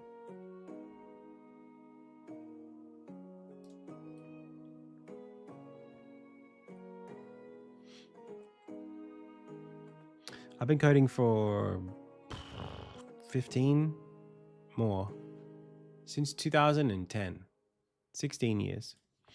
Tips? Yeah, pick very small, achievable projects that you can use to learn specific new programming, like paradigms or features. So don't just like take on some big thing, and don't just like read a textbook. Pick like a really simple project that will use some of the things that you're learning or that you'll need to learn on the way to your big goals. And then just write a lot of code, you know? So, in our enemy breakdowns, there's this who dies first thing that I think about a lot. So, like, I can lock onto this guy, but this guy's going to be shooting at me from the back. So range versus armored is a really good one. Then there's nip it in the bud. I like this quite a lot of like these enemies spawn more enemies and they get out of control unless you take out the spawner. The priest in the back.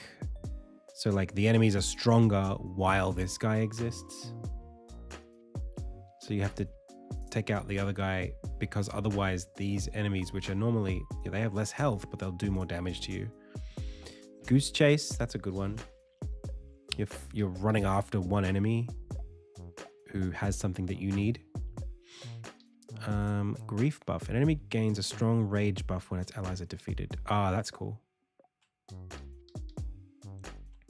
Together versus apart.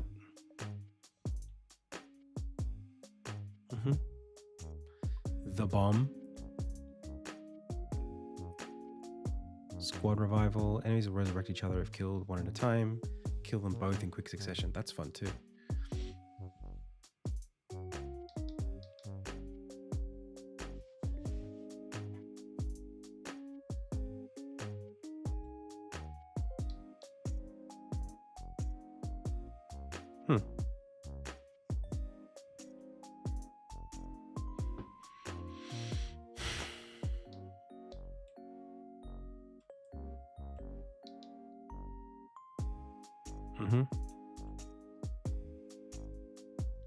Right.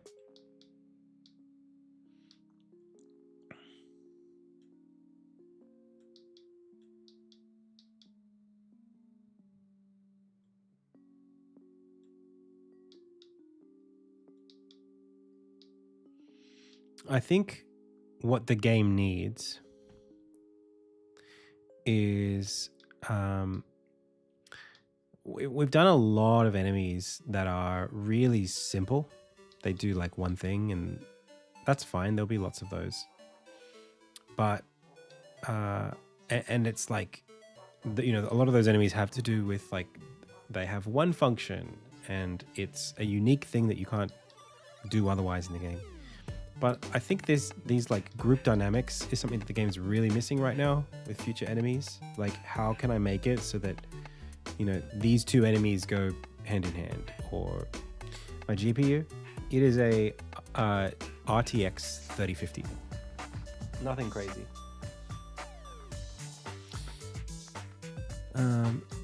Yeah, this idea of like the enemies have an identity, they look cool, they don't do much on their own, but they work together in a way that makes them more interesting, forces the player to do more interesting things. And they're not that special. They don't have like some crazy ability. They're mostly just things you have to attack to do a certain thing. So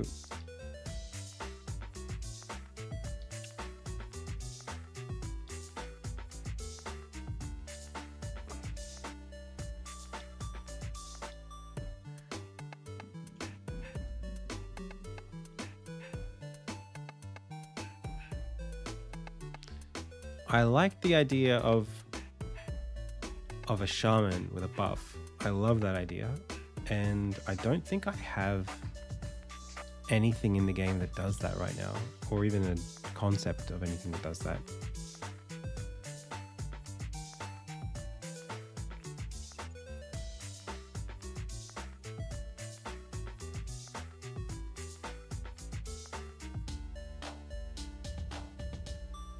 I wonder who it will be. Who gets to have a shaman?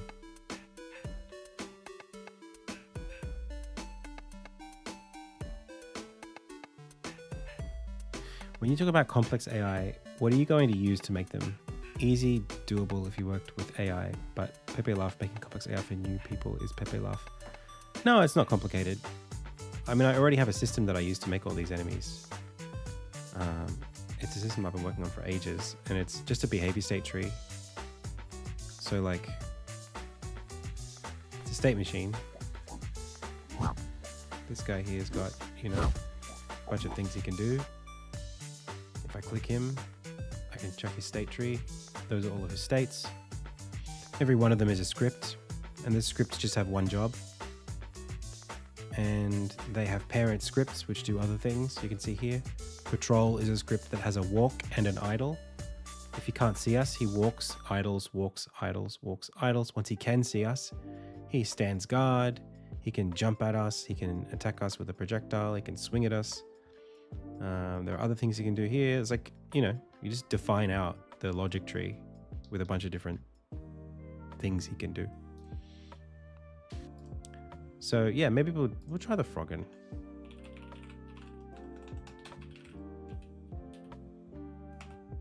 This is the old one, I think. Yeah. So Froggen to Electric Boogaloo. Cool. So let's take this guy. Flat and visible. And let's make a new one.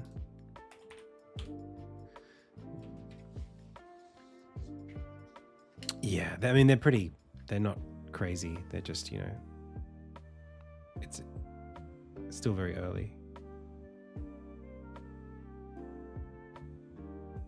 I quite like this pose though. That's cool. I don't think I've done a very good job of expressing the way that the costume works with these guys, but I'll get there too. So yeah, like this here, he's got like these the executioner headgear, but I don't see it here, so I'll work on that.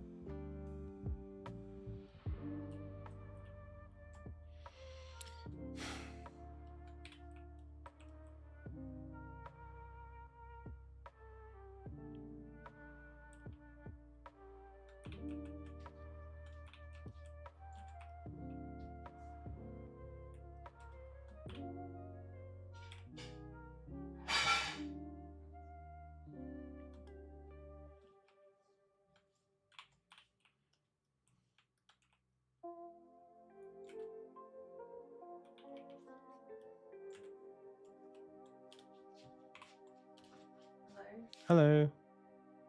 I'm gonna go. Oh, you're gonna go? Okay. All right. Just let me know what you spend and I'll pay you back.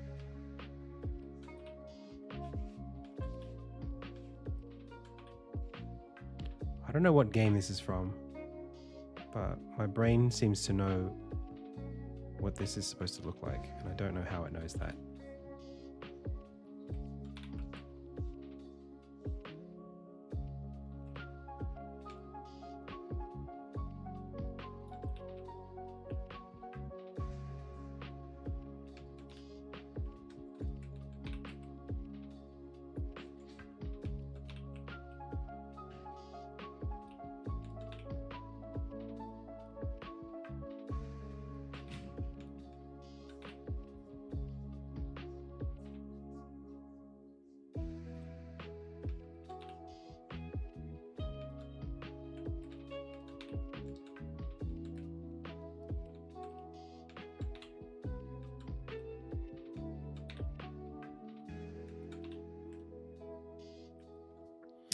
Is it Elden Ring?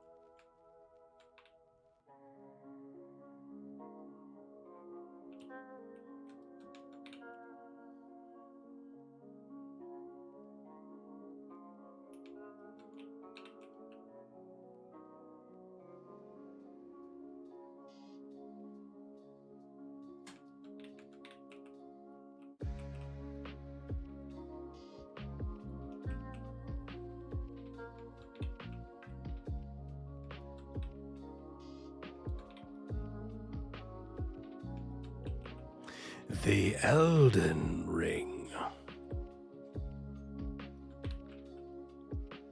Emboldened by the flame of ambition, someone must extinguish thy flame.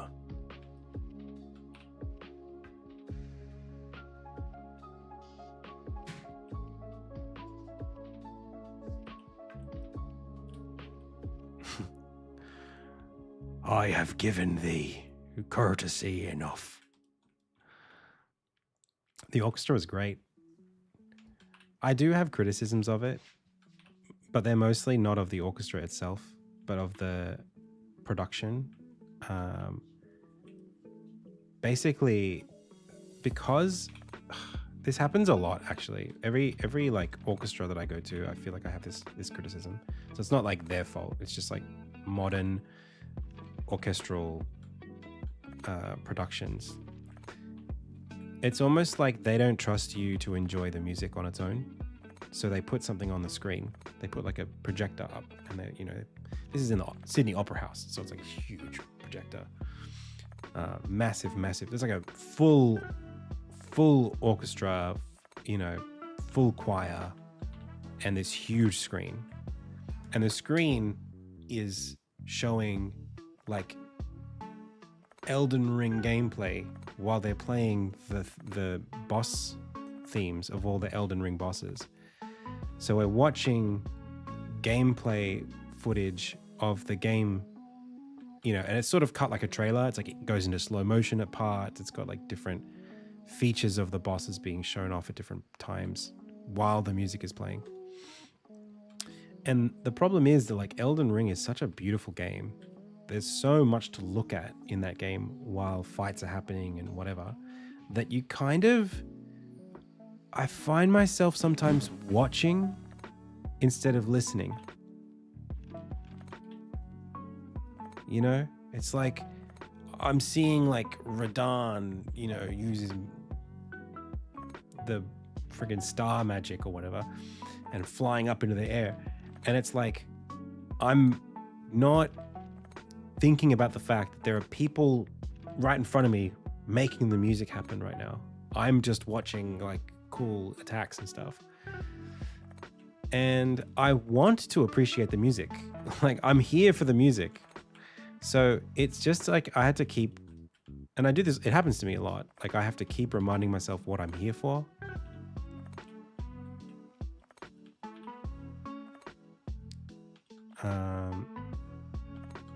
Because the music is amazing, and the performers, the people, the musicians are also amazing.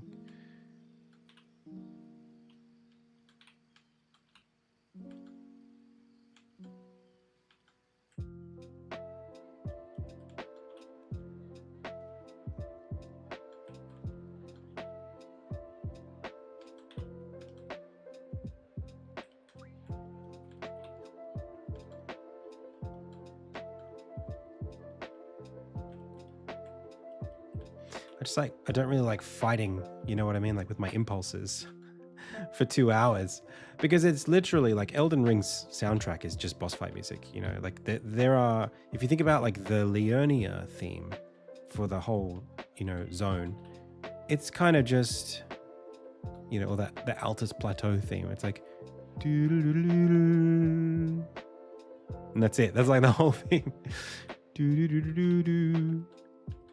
It's kind of like chill and casual, and it doesn't really, it's not super loud, and it repeats, you know. So like they'll play like 30 seconds of that, and then it's, now you're fighting Draconic Tree Sentinel. And again, like it was amazing. I had a great time. I just would have liked, you know what I would have done if I was the one like putting it together? I would have done like lore drops between the tracks. You know, sometimes they do that at these kinds of events where they'll sort of give you, before they play the piece, they'll say, this is this piece was composed by blah blah blah for this part of the game, and they'll say, and you know, the brief here was to do this, and it was especially important that we captured this part of it. There's kind of like an almost like a behind the scenes kind of aspect to it, where you're getting insight into the creative process, and then maybe a little bit of the lore, that isn't as clear in the game. Like that would have been, for me, like an absolute win. Because Elden Ring has incredible storytelling if you know where to look for it. Like the lore is amazing, the character kind of the preamble, like the sort of like history is amazing. But if you're someone who hasn't seen or played Elden Ring, like you're just gonna not be able to follow any of it. I mean, I barely follow any of it. The clock is 5:56 p.m.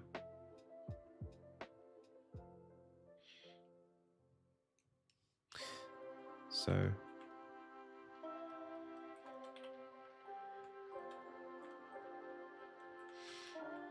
yeah, like I said, definitely had a good time. Would go again in a heartbeat. No issues, except that I wish that they I just wish that it wasn't so visual. Yeah, literally, if Vati Vidya had just been chatting in between the tracks, that would have been sick. He could have been there, you know. He might have been there. He's Australian. I don't know if he's from Sydney. Literally, if they had brought Vati Vidya out, that would have been amazing.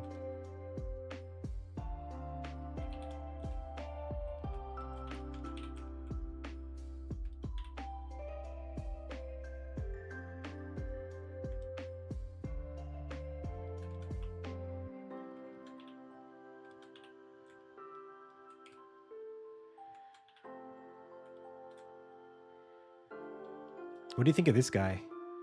I like him a lot. I think he's coming up really nicely. This pose just came to me. I'm sure I've seen it in a Dark Souls game. The hand over the head, praying.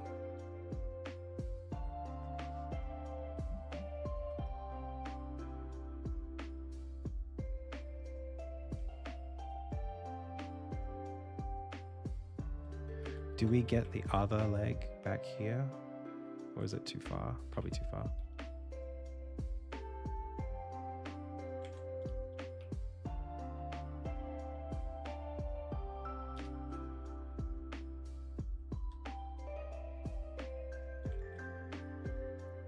In Limgrave?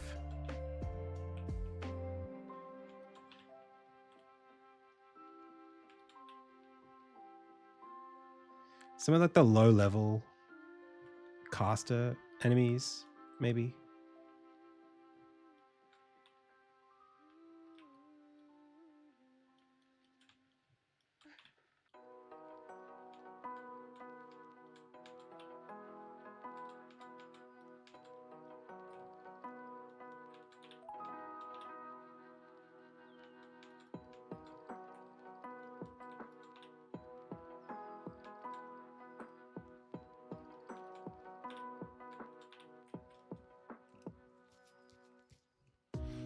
Ah, the Albinorix. Yeah, maybe. This certainly has that. The Albinorix have those. Yeah, they do. They have those like scythe-looking things.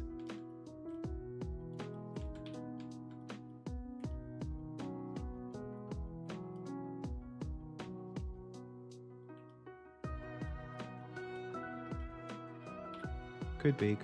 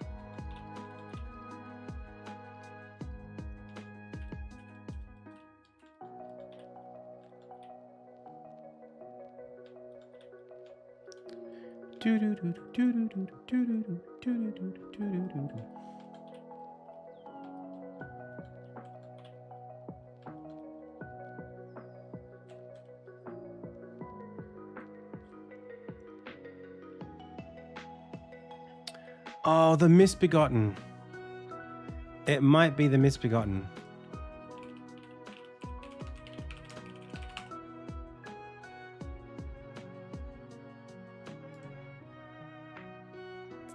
I think you're right. Yes, yes, yes, yes, yes.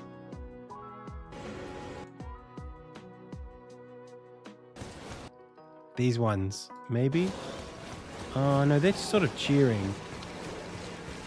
No, that's not it. Unless there's the ones... Are there ones further up?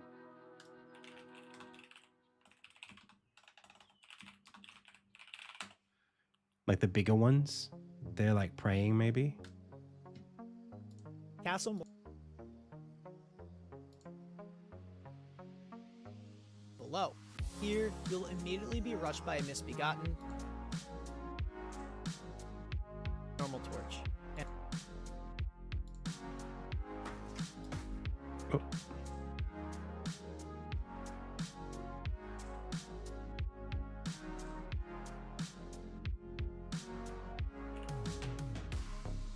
Not quite.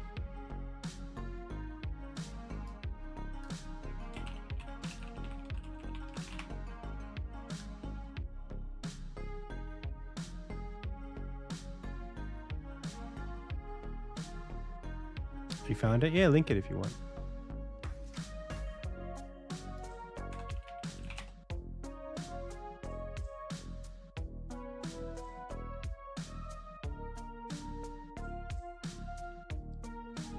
I'm thinking maybe in oh yeah. Sort of, yeah. Yeah. I think so.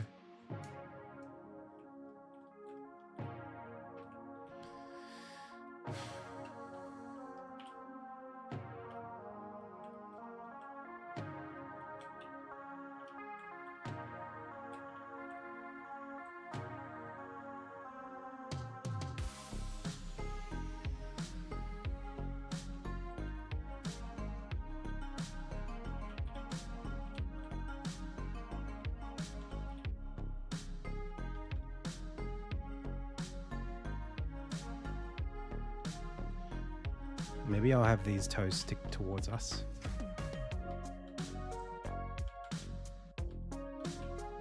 Might be a bit more natural.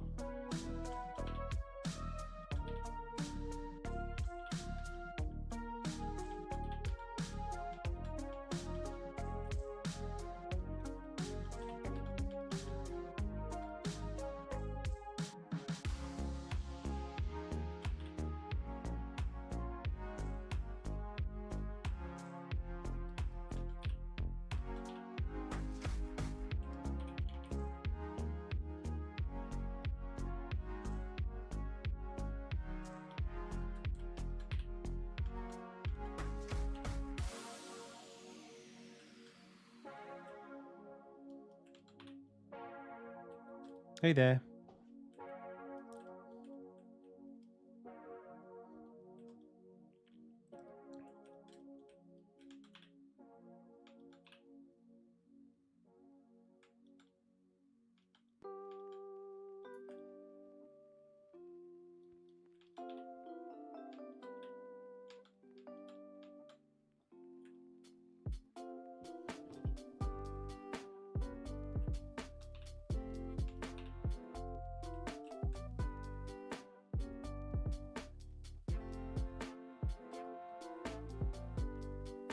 Now, can we do something different with them to make it more frog-like?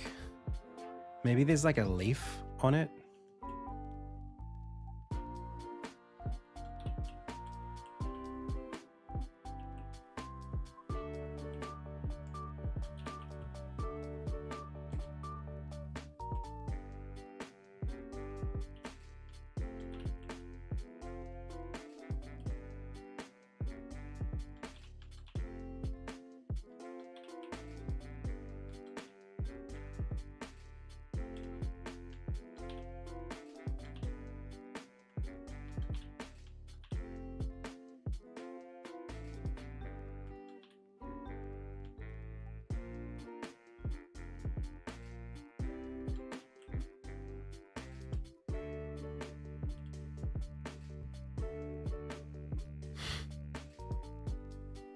But maybe it's not magical enough for it to just be a leaf.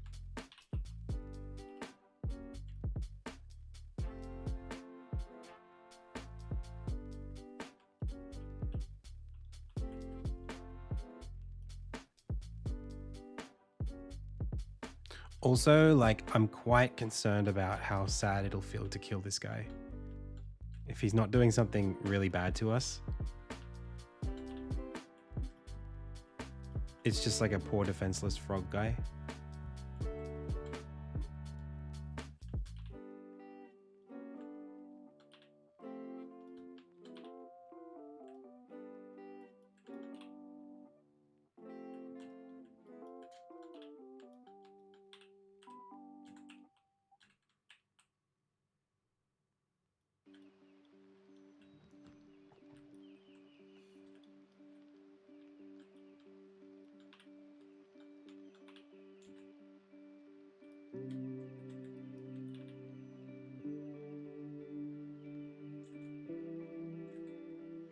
Maybe eyes open.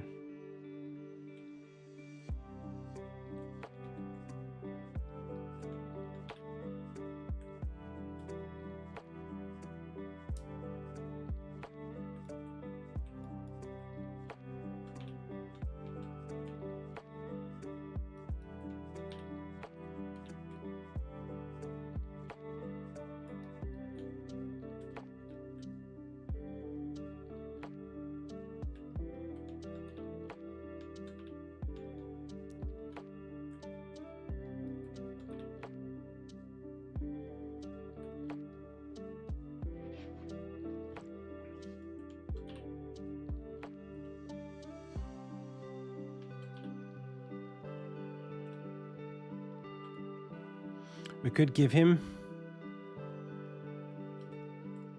Oh, a cattail. That's kind of fun too.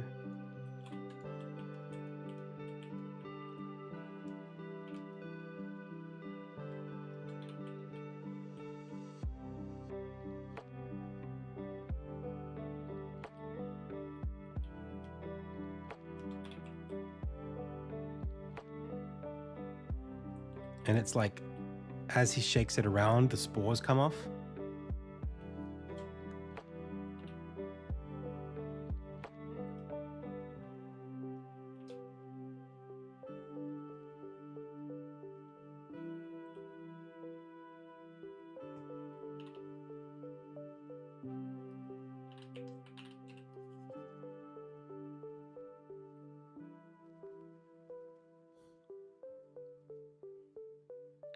I'm thinking instead, like, the spores will be like toxic spores.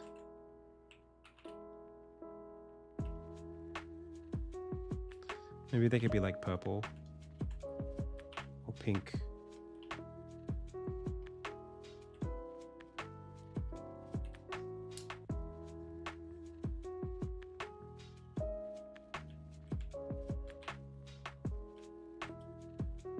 Just like waving it around.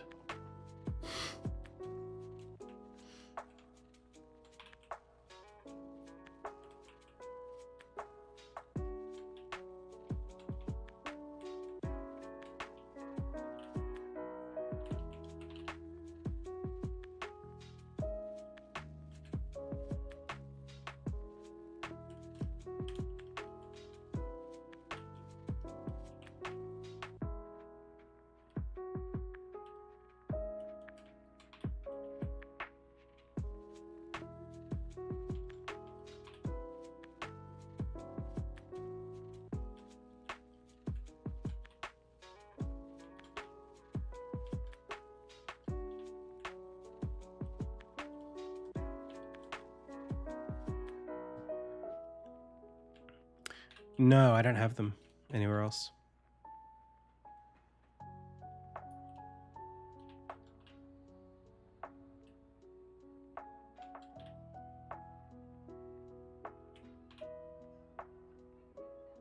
They could even like put you in some sort of a stupor or something like that. They could even be like a debuff.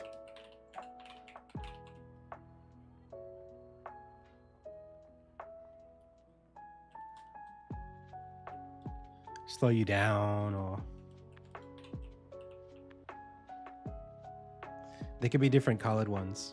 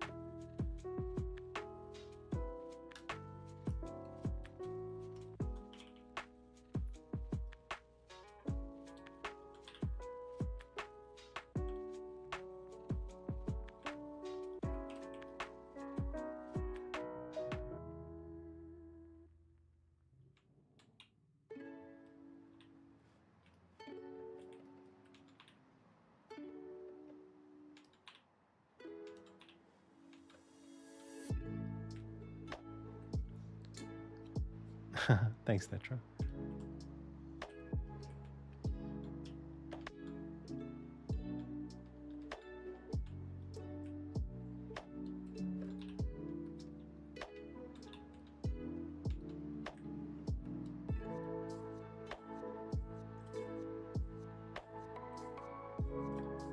Do we have the tongue out?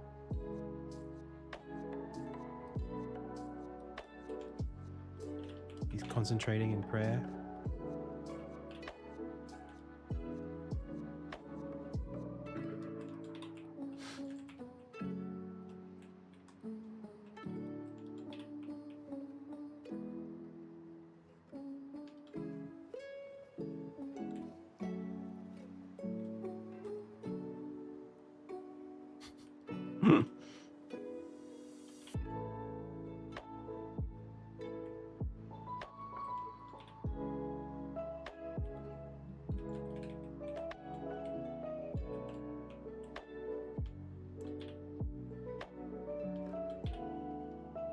It needs to be very clear it can separate.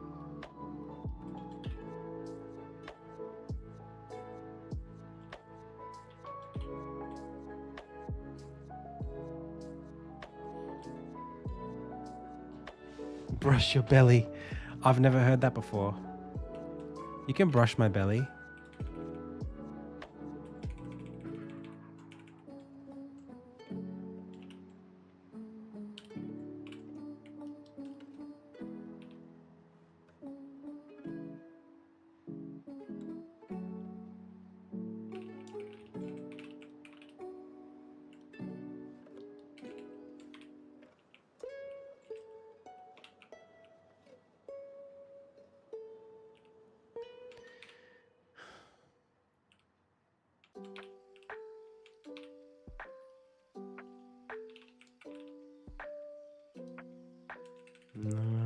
Kind of liked it the way that I had it.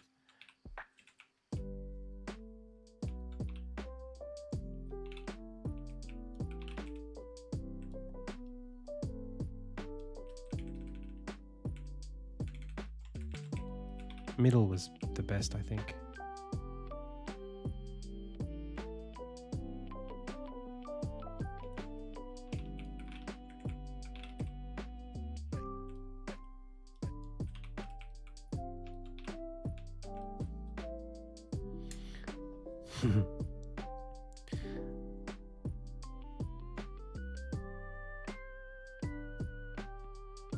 Well, I would love to have made 50 prototypes. That would have been great.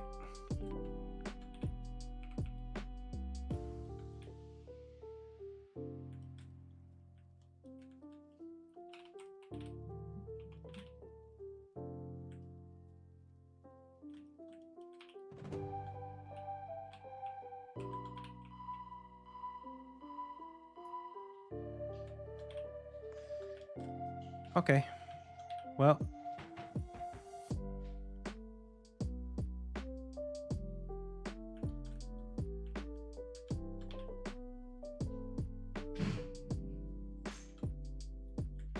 I think that's us for today, pals. I'm very happy with this progress. think I'm making good progress. Hey. Do you want to come and see what I'm working on?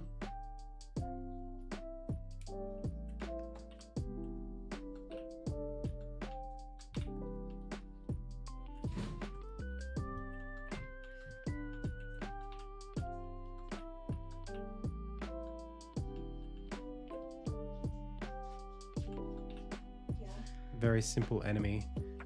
He's a frog shaman, and he waves around his cattail, and it like poisons you or something.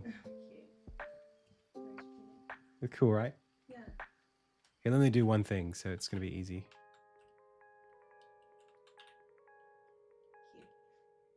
Sweet. Okay.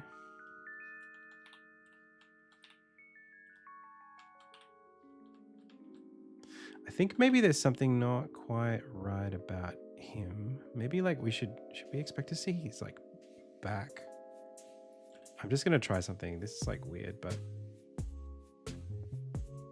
like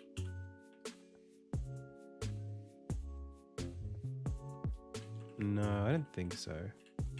He looks more bald this way, which is kind of better.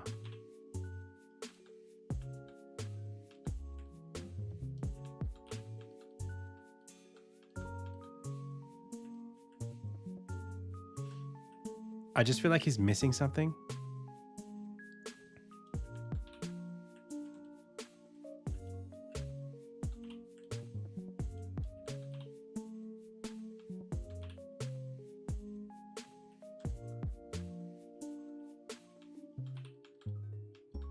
Some aspect of his clothing or like beads or something, you know?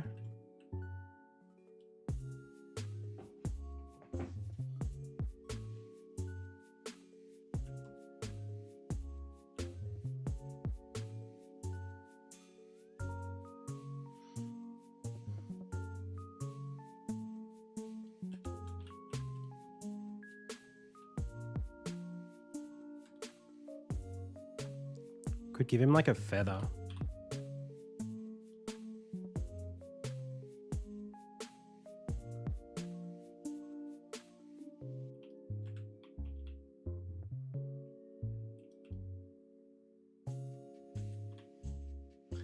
It'll make him look like a punk.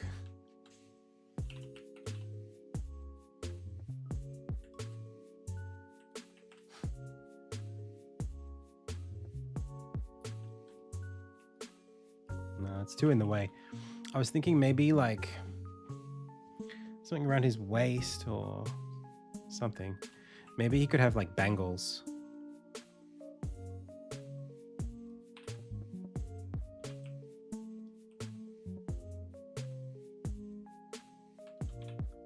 Fun for the sound design.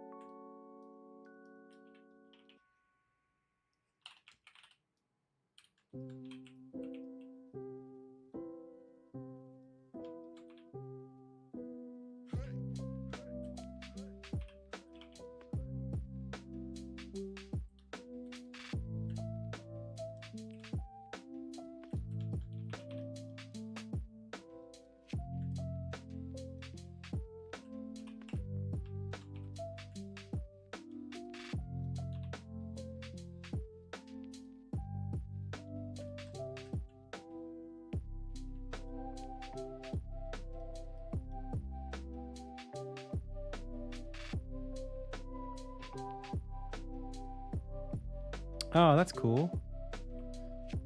What kind of game are they making?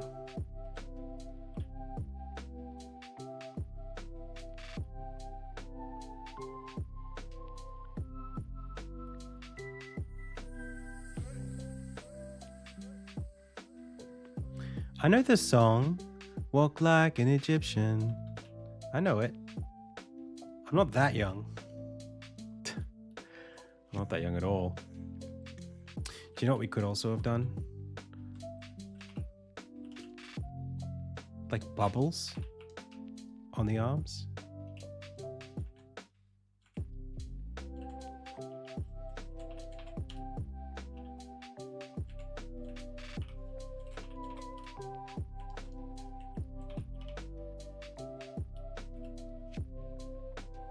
something like that. I don't know how we would do it, but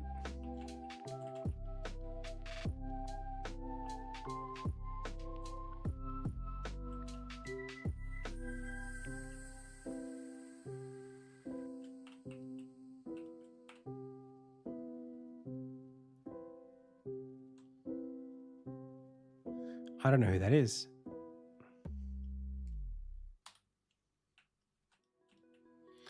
Yeah, the projectiles will probably track the player.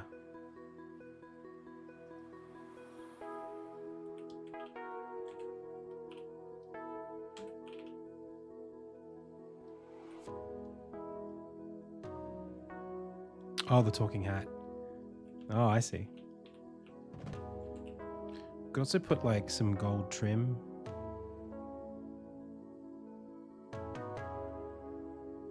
It does undermine like the monk thing. Maybe we give him a big hat.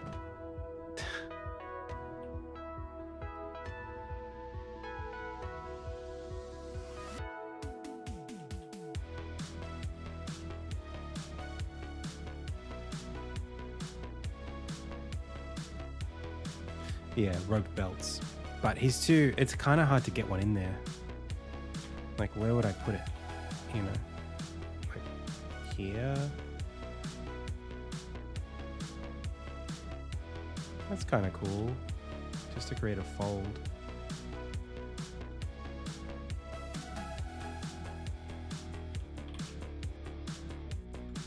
It's not obvious what it is, but if I make it like a light color. And I don't have like a different brown, unfortunately.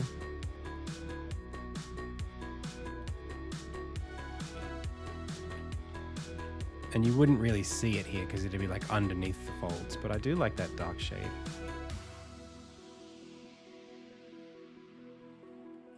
Could probably pull something off here.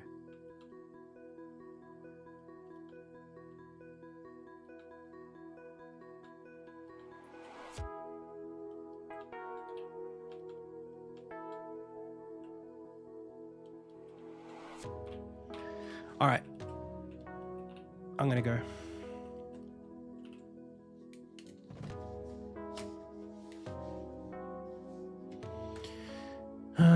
Sprites, enemy.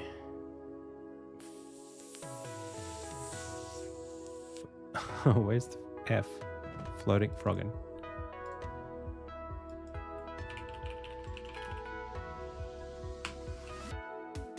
Cool. I did 210 things. Oh, right.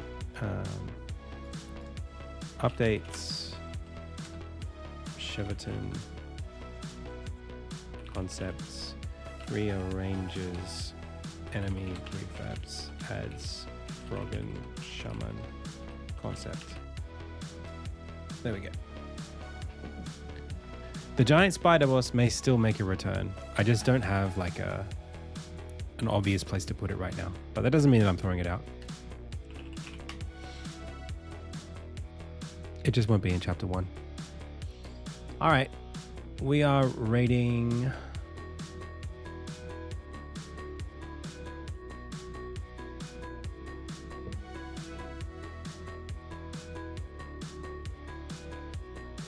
Dark Souls, but turn-based? That seems kind of cool. All right. See you, pals. It was a pleasure. He seems cool. I'll see you all very soon. See you all tomorrow. We have a demo that you can play right now. You can wishlist Insignia on Steam and sign up for the playtest demo. Just like Jeff Kaplan and his Legend of California game.